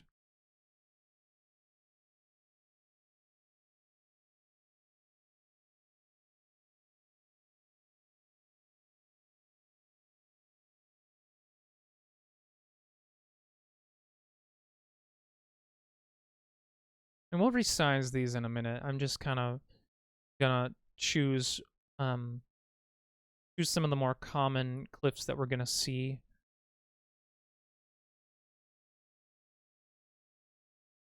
Definitely probably gonna see one of these. Got that on there, we've got that. We don't have this yet. Work with that.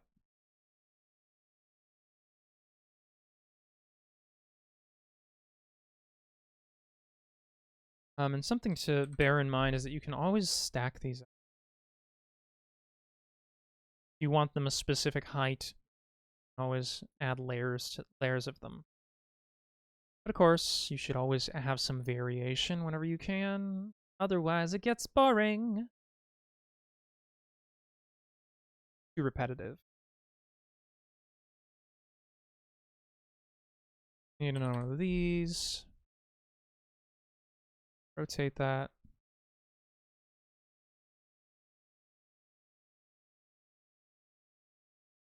Well,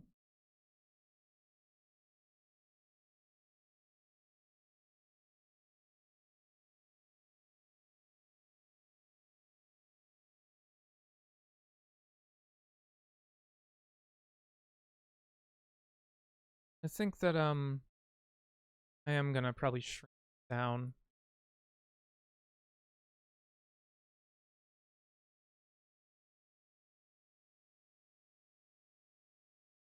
This.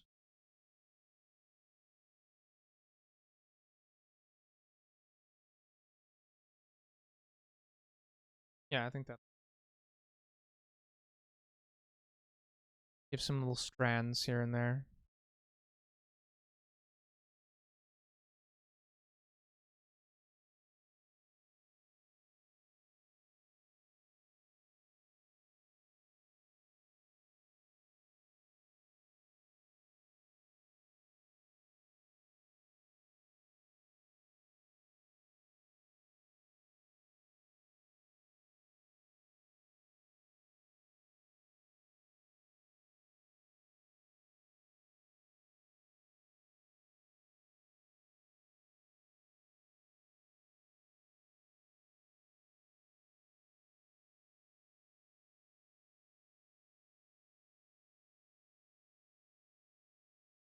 I do want to make sure to add gaps here and there to our cliff.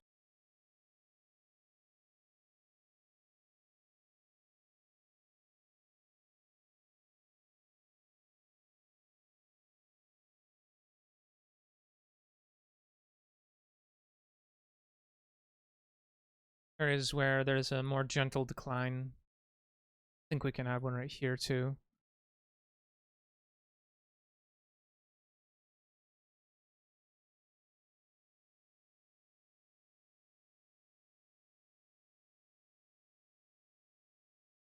Out of the way.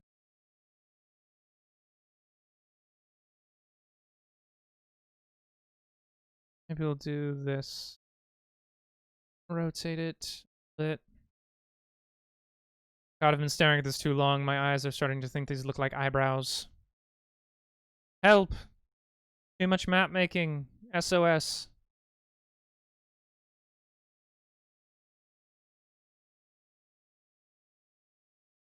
There we are.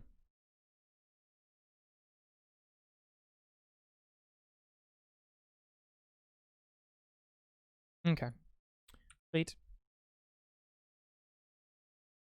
Hi. I like this implication that we've got going so far. So, once again, I'm gonna take some brown. And as always, if anyone wants to chat about anything, feel free to mention, you know? Anything game related, anything about anything really. Earlier we were talking about giant robo anime because, well, as a younger individual, that was my anime type that I preferred.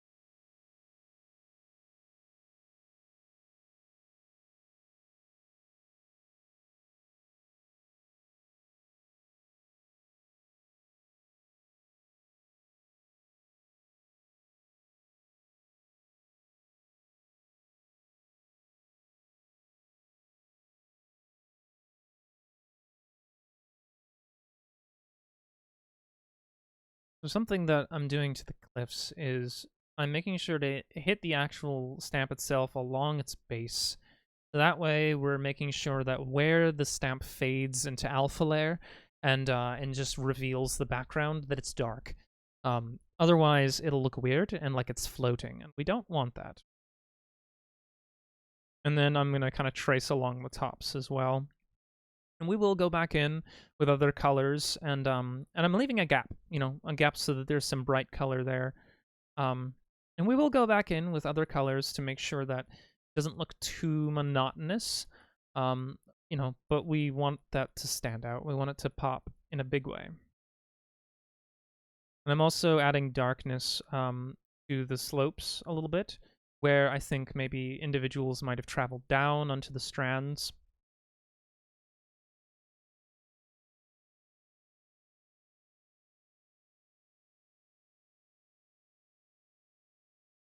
They're just currently shadowing, making this all look a lot better.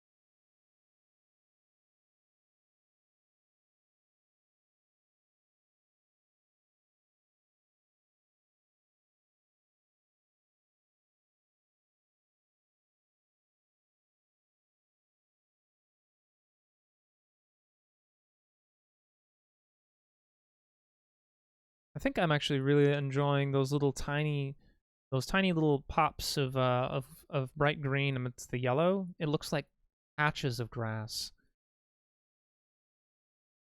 Like patches of bright grass to my eyes.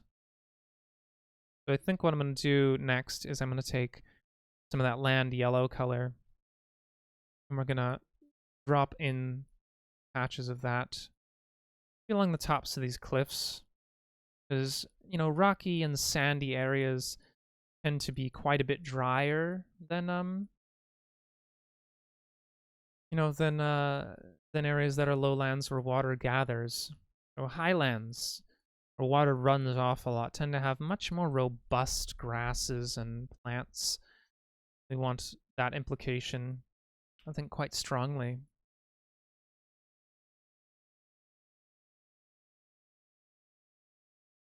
Replace some of that sandy color with this yellowy green.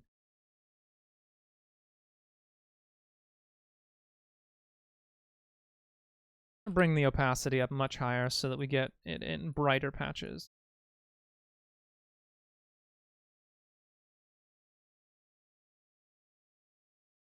That's a lot better.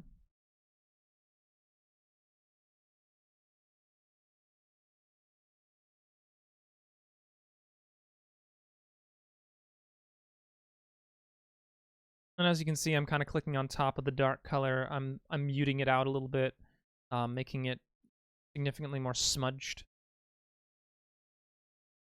I do want to get rid of the sandy color on top of the cliffs. I don't want that at all.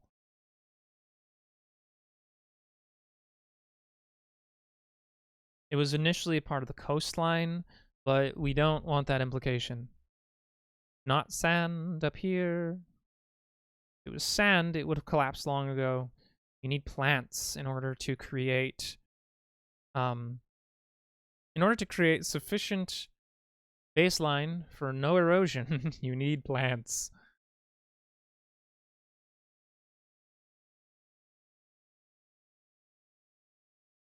Okay, how does that look? Patchy. So let's add some stamps now. Let's add some objects.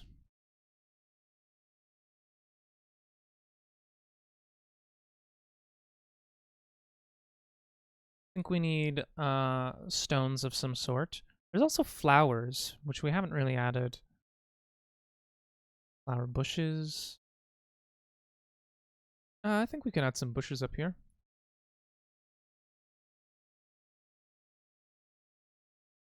Shrubs tend to thrive in higher areas as they're more resistant to wind. And, yeah.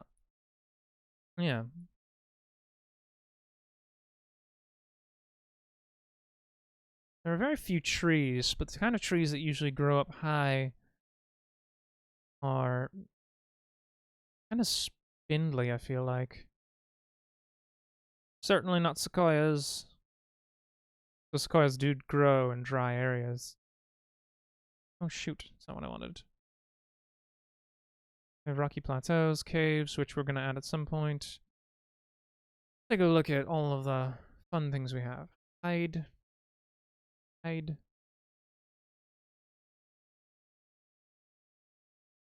For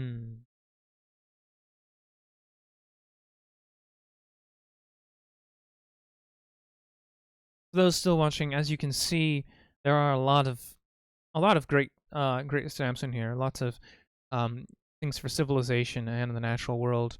There's also monsters and things like that. Though at this at this stage, I wouldn't personally add any people or monsters at all. Ooh, some abandoned stuff. An abandoned guard tower. I'm just gonna say yes to that.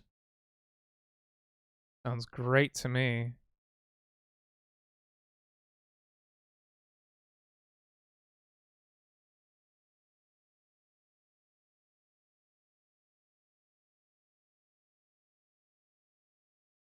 Are there multiple types or is it just one? Ah, it's just one. That stinks.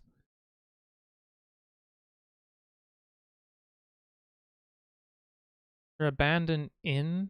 We can use this in the abandoned town. Let's look through the abandoned town ones. Maybe if we can find an abandoned inn of some sort.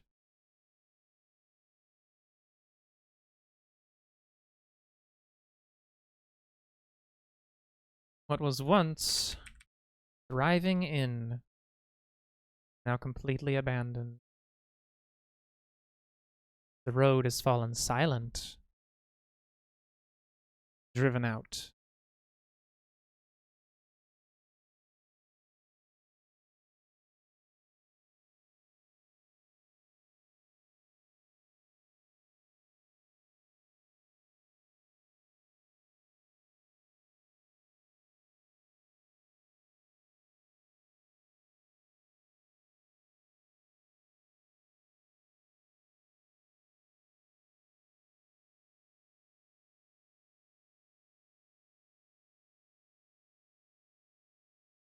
probably make this area pop a bit more. I think I'm going to choose a gray color for the road.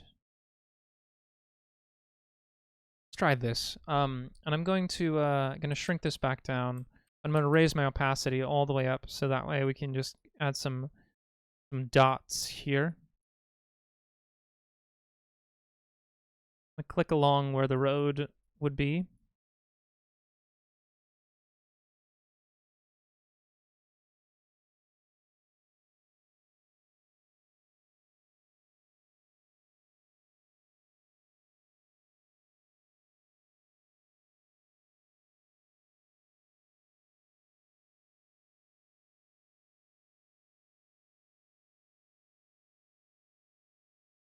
Implication of broken stones, maybe.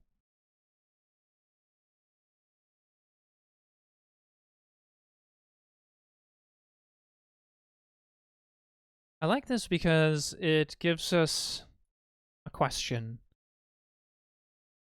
How long has this been abandoned?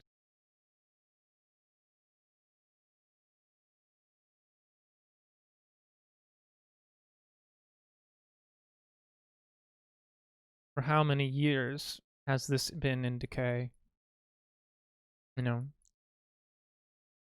Because then, no matter what the answer is, it's spooky. Because even if it's only been a short amount of time, you then have that question of how on earth did everything decay so quickly?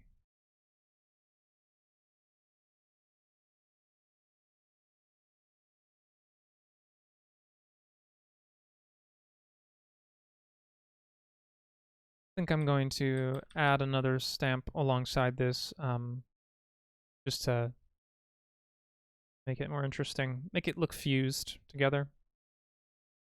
We'll go ahead and do another one as well. Add a directly attached stable type area.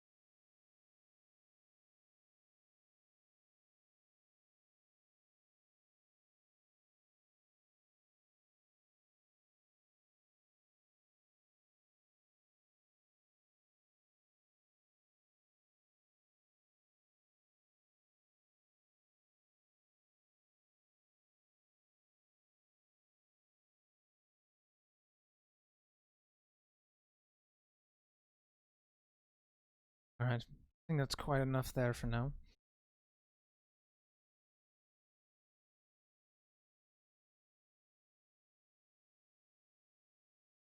Beautiful.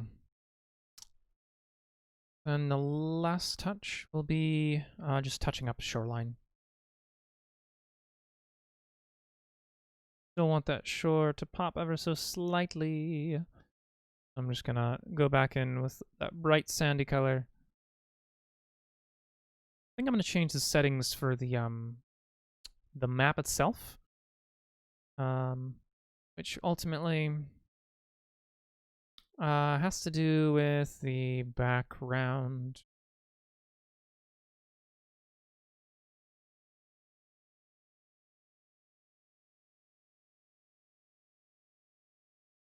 All right, where on earth? It's probably my brush, isn't it? So background. Brush options.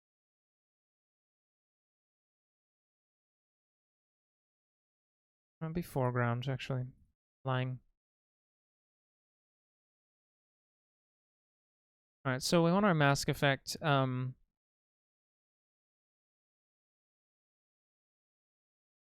Just turning on and off the outer shadows. No, I want the inner shadows to stroke. I want to get rid of.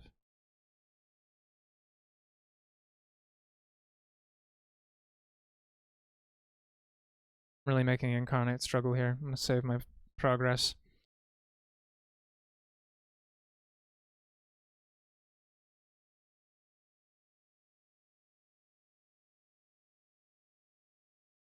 Okay. So it's not the stroke. Right, the stroke is the dark lines. Actually, I think I might be okay with getting rid of, to be honest.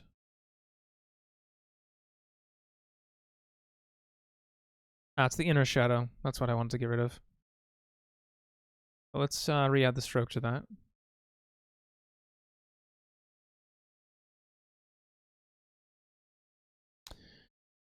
I mess up some of what we're doing.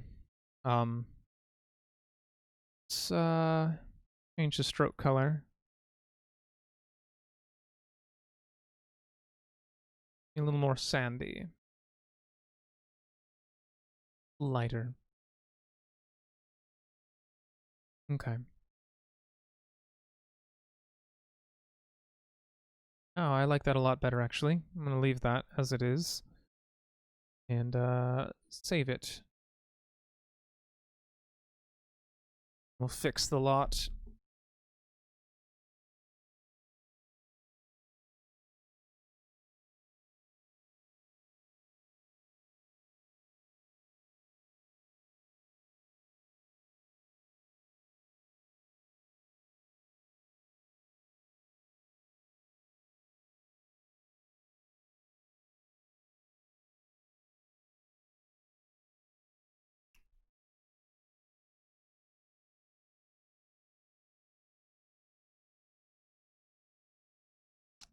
Love how dark the abandoned buildings are.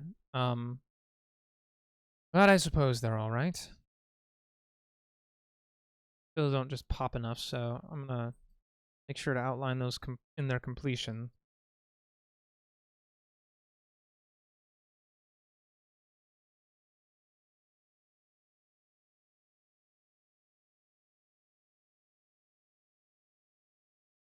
Well, I think that has worked nicely. I'm just gonna add a little text here. Call it wasn't the cursed road, the blighted road. And we'll shrink that way the heck down.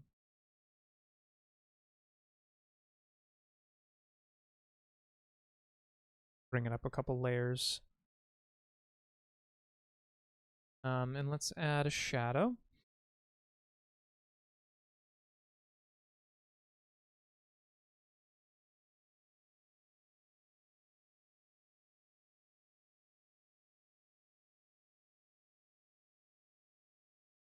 Right there.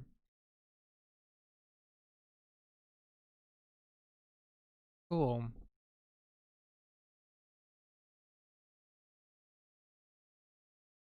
Well, hot damn. We made quite a lot of progress today on this map, specifically on this area. And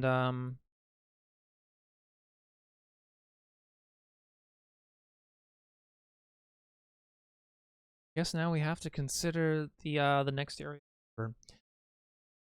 We're no longer dealing with the rain shadow of these plains. So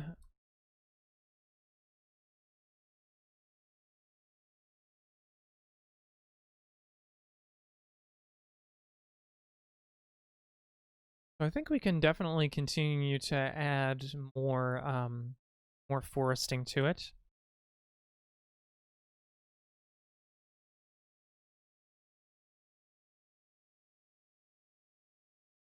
More foresting to this area, and maybe touch up the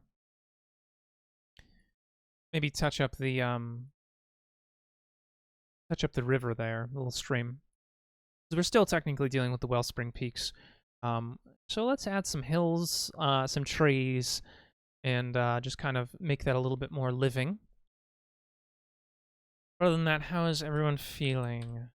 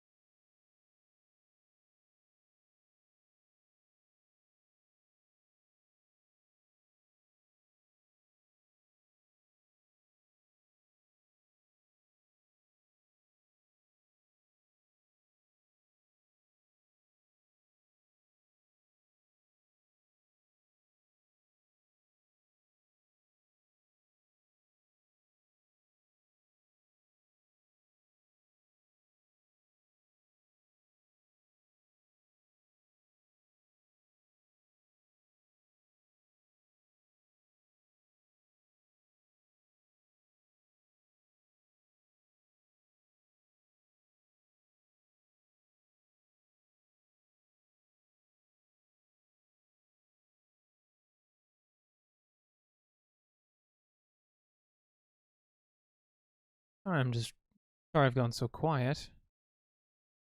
Just enjoying listening to these lovely my noise soundscapes. Even though I do like to talk sometimes, well, just enjoy being silent. So I hope that you all have enjoyed this stream so far.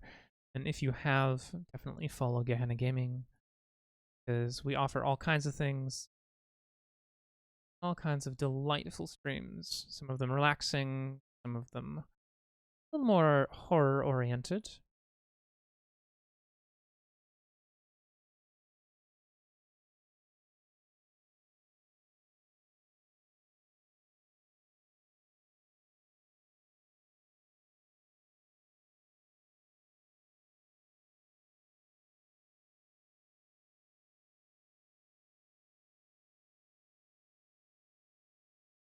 Let's see here. Just trying to figure out a good. There we go. That's better. Just trying to figure out some good placement for hills and cliffs. Uh,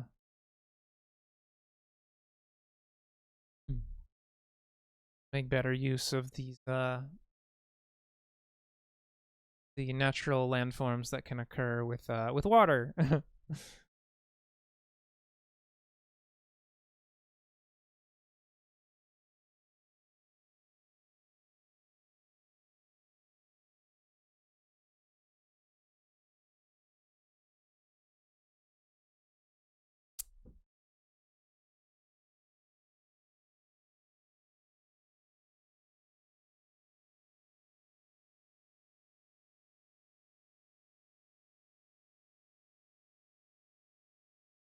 Gonna add the stream in here.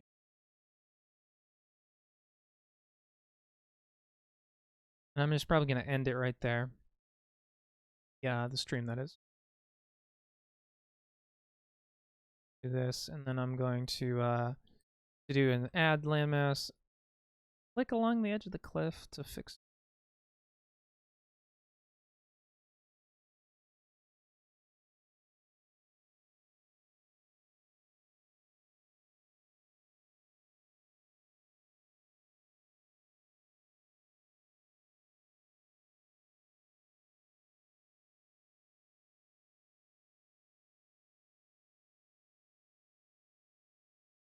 Apparently, we are going to Euro fries when I'm down the stream. But I do want to continue for about another half hour to get some of this, to get some more work done here. I'm gonna take some trees, about size 15. Start adding them in little clusters.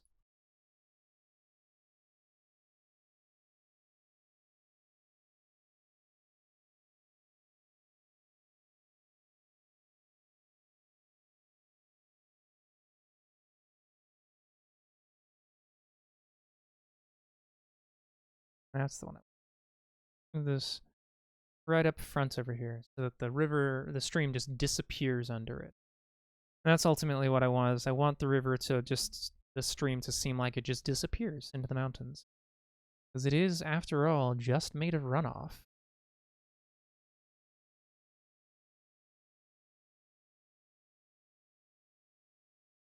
We want gaps, sufficient gaps between trees here. Give us the land a little bit.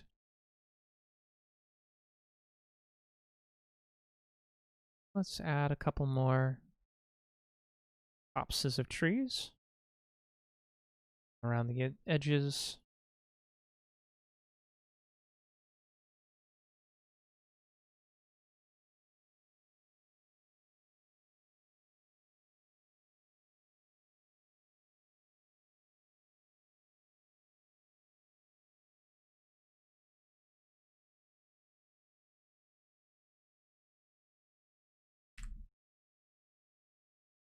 Ah, that's the problem. We bring this back a layer, okay? Bring this back a layer. Back a layer. There we go.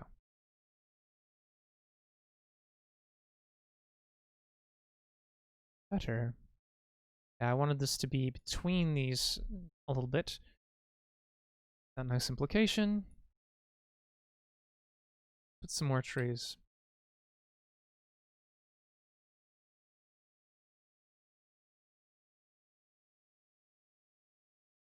Of course, we might add more trees at some point, but at the moment, adding little clusters of them.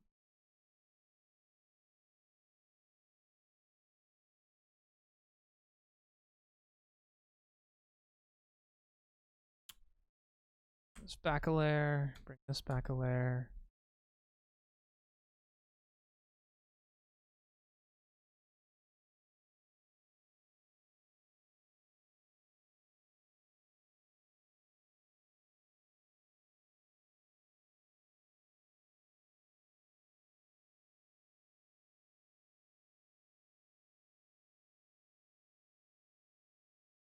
As we get further away from the mountains, I'm kind of shrinking down the trees a little bit. Like the ones over here are the oldest, most wise. The ones around that are further away are a little younger.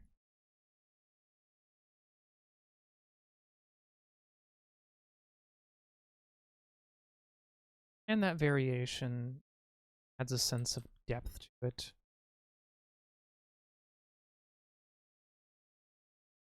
Okay, I'm going to switch over to some deciduous trees.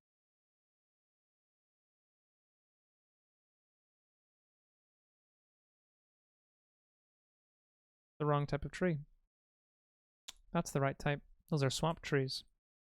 Granted, it's hard to tell the difference sometimes. Let's grab our deciduous trees. Those aren't that either. Those are jungle trees. Gosh dang it.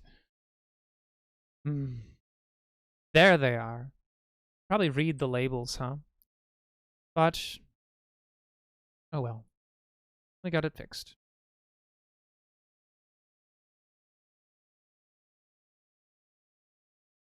Bring these up a layer.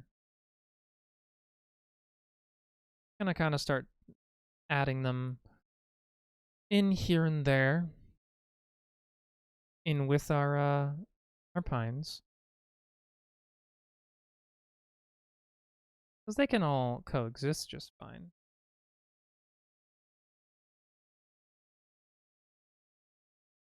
One or two in the actual ravine.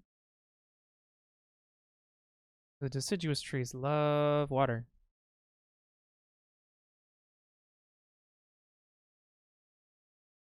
Some of them don't need as much as others, of course. But the whole, usually in more acidic, rocky, sandy environments, you end up with more conifers. Some conifers, though, are very picky. Right, I think that's good for trees for now. Save that.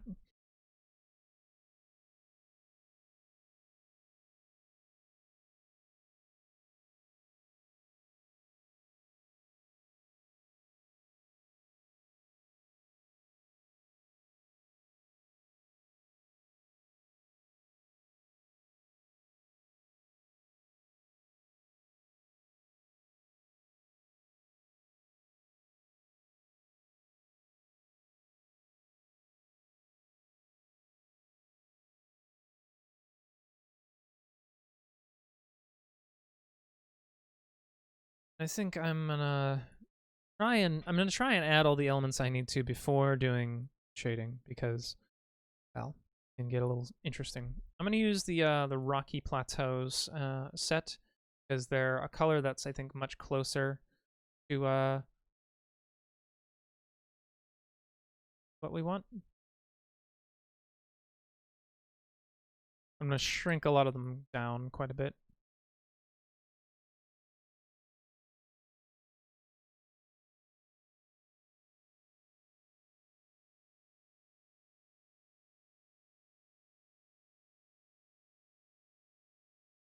Go back in and shrink some of these down significantly. Like that one.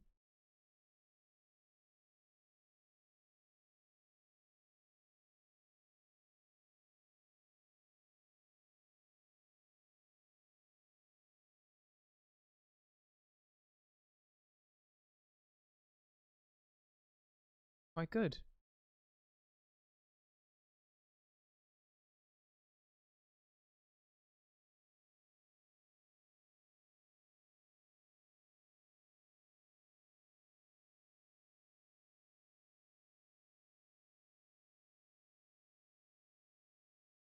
And I think we should add some flowers. Flowers are real nice. I want these a lot smaller. Real small. Little pops of them here and there. So the good thing about this camp set is that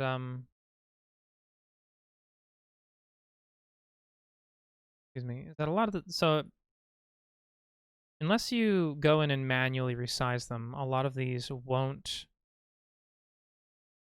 stay the same size. So it kind of stinks. But you can also just copy and paste, which is what I tend to do when I'm working in a size that's smaller than the map wants me to.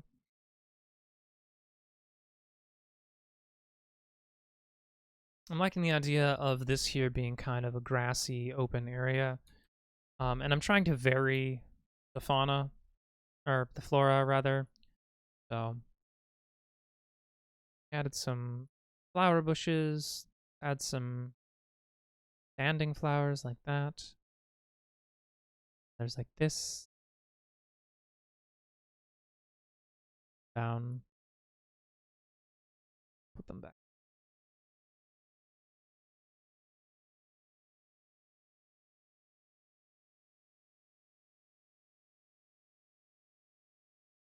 Add some flower bushes as well. Yellows.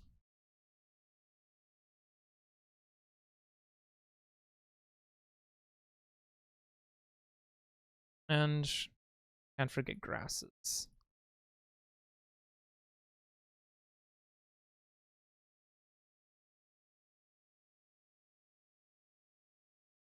Something we always ought to do is overlap the river.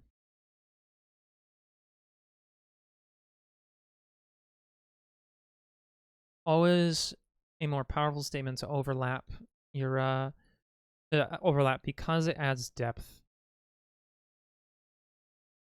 Even on our rock here, we want to overlap it with grasses. Makes it feel like it's a part of the background.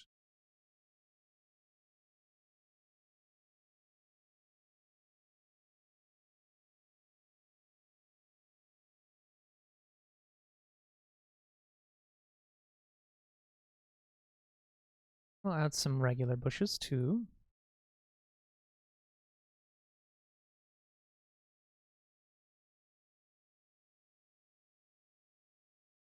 For all, no healthy forested area that has an opening or has a clearing ever is without some kind of bush.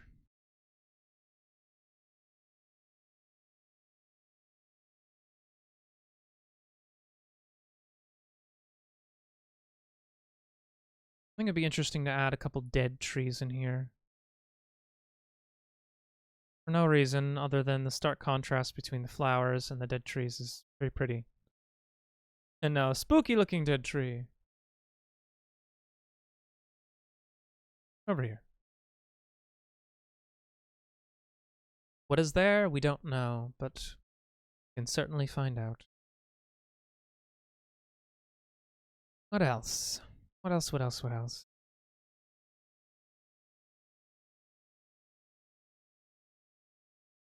Maybe let's add a campsite. We already added one to the other area. I'll wait until later.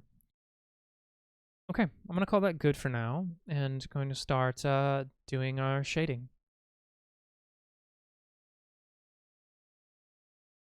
Make all these elements look like they're a part of a cohesive landscape.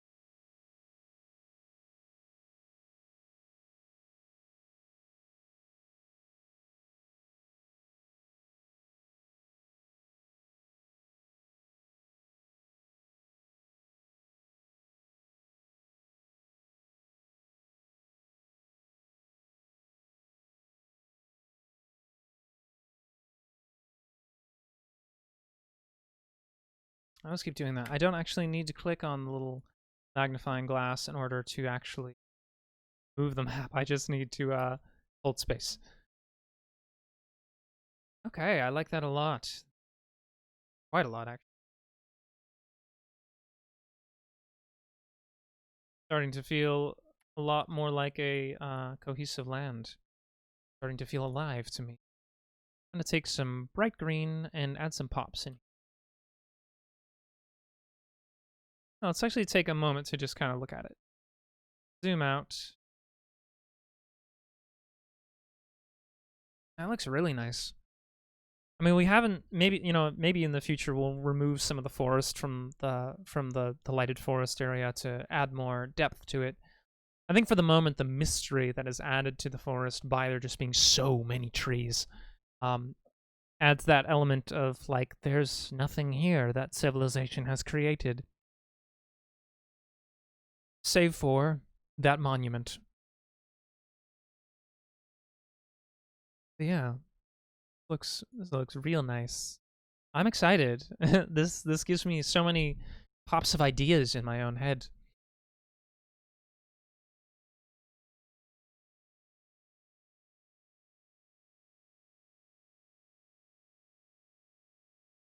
Let's go back over here with our brush tool and just add some bright green along the riverbanks where where these lovely things are growing.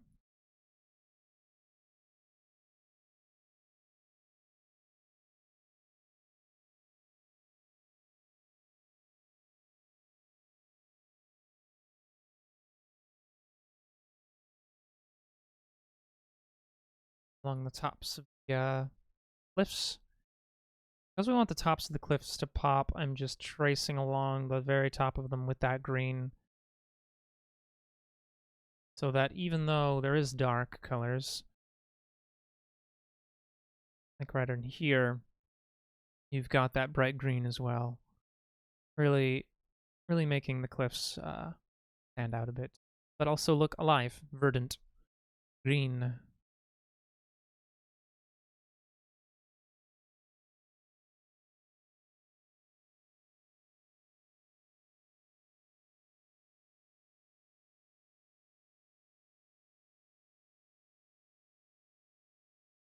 Right, save changes now.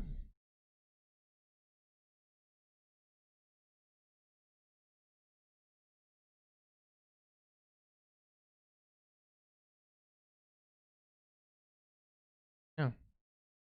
I see a stroke up there that I might have missed of river. See what that's about in a second once it finishes saving. Oh no, that's just, it looks like river, but it's just highlight or low light.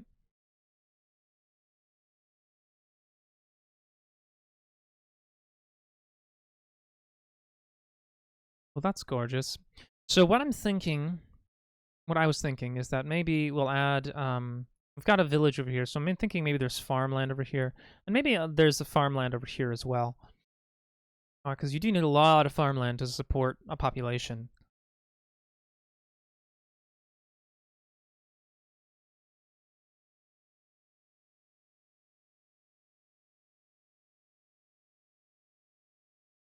I don't know. Not entirely certain how I'm feeling about it. But, you know, we are getting close to the hour anyway. So, I think it's time to just export. I'm going to export this as an image.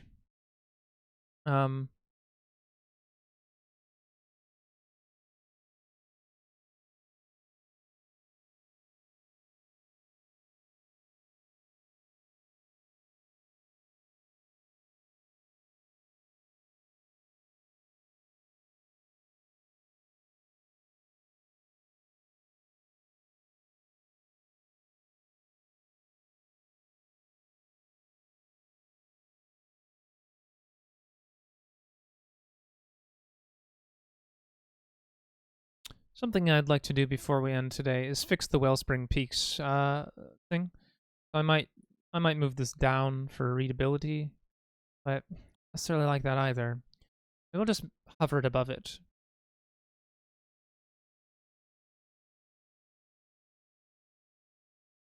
If I do that, though, I should probably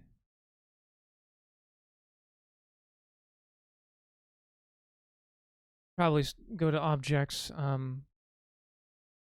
text, grab the Gottscythe Mountains, and move it up as well.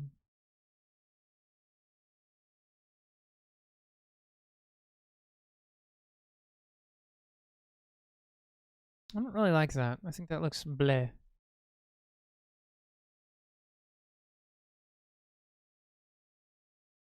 Yeah, considerations for distance. What we've come up with so far is that it's about yeah, that's about a 35-kilometer distance. So it's about a day's travel.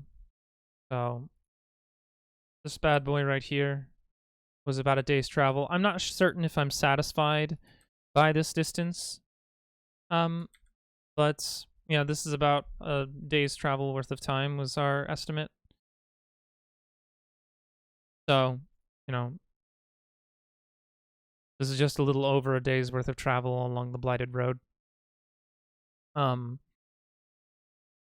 Was the initial suggestion, though I feel like I want the scale to be larger inherently. Oh, this area over here?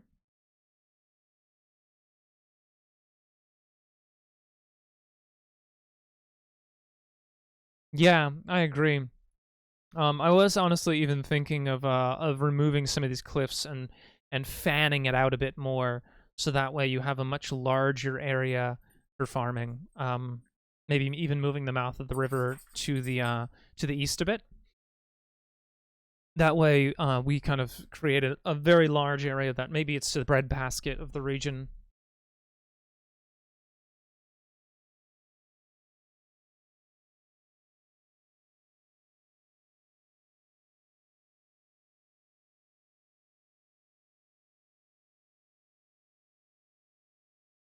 But yeah, I do want to fix this text before anything because I want to be able to export this. So maybe let's try doing a black text.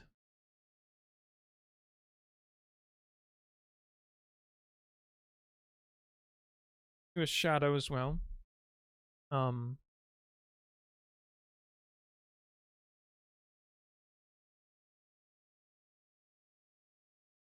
God, this is being terribly slow.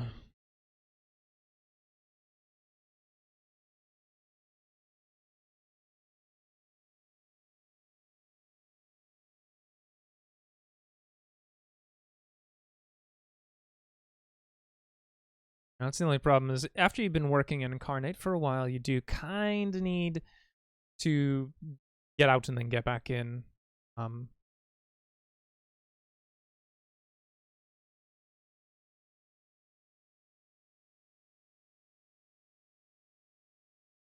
What if we did a gray fill? That's a bit more readable. Kind of want to do a brown fill.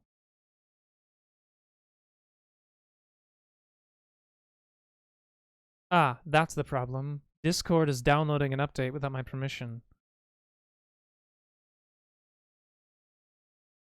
Better. You're very rude, Discord.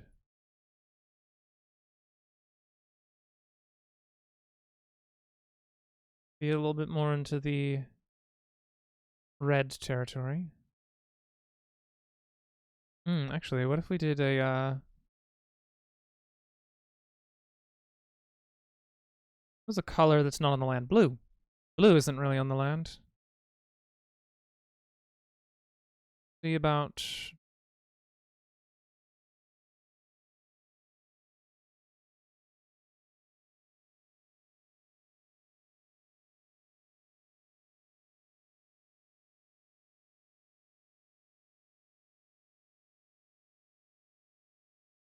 that looks garish.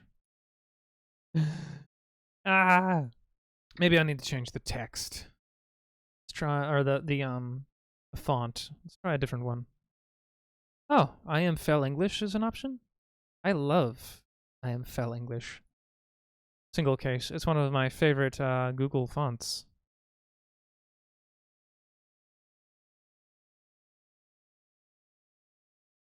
Still difficult to read, but I imagine if I made it a gray, it would be a lot easier. Yeah, significantly. Make the shadow black. Alright, I think that's quite a bit easier to read personally. And I'll give this one the same treatment. We'll do a gray fill, a black shadow. We'll change the font to I am Fell English single case. And we'll change the font size to 35. Let's go with 30. I like 30. 30 is a good size. We'll do the same thing to these. 30.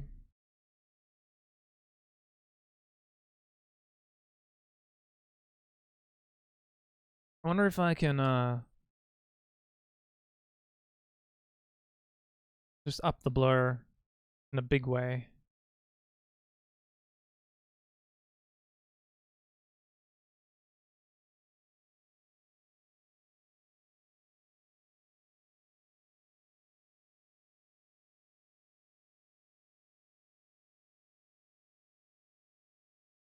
All right. Well, in either case, we're running out of time, so let me check the Godscythe Mountains. I want to see what the rotation is. The curve is 16, so Wellspring Peaks I want to do the same with. That's 11 right now. I'm going to change it to 16. Whoopsie, that's the mountain. And I think I'll just move Wellspring Peaks down a bit. See if that makes it a little more legible. Still not the best, but it'll do for now, I think.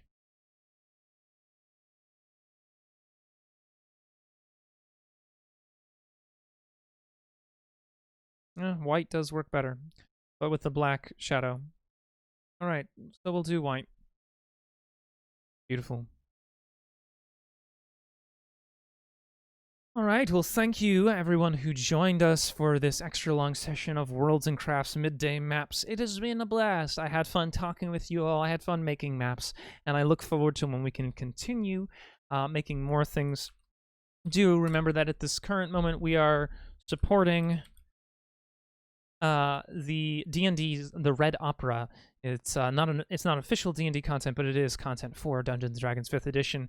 If you like Warlocks and you like Dungeons & Dragons, check out The Red Opera on Kickstarter. If you don't follow us on social media, please do so. We would love to have you watching more of our streams, engaging with more of our content. We do a lot of really cool stuff. Check out our website.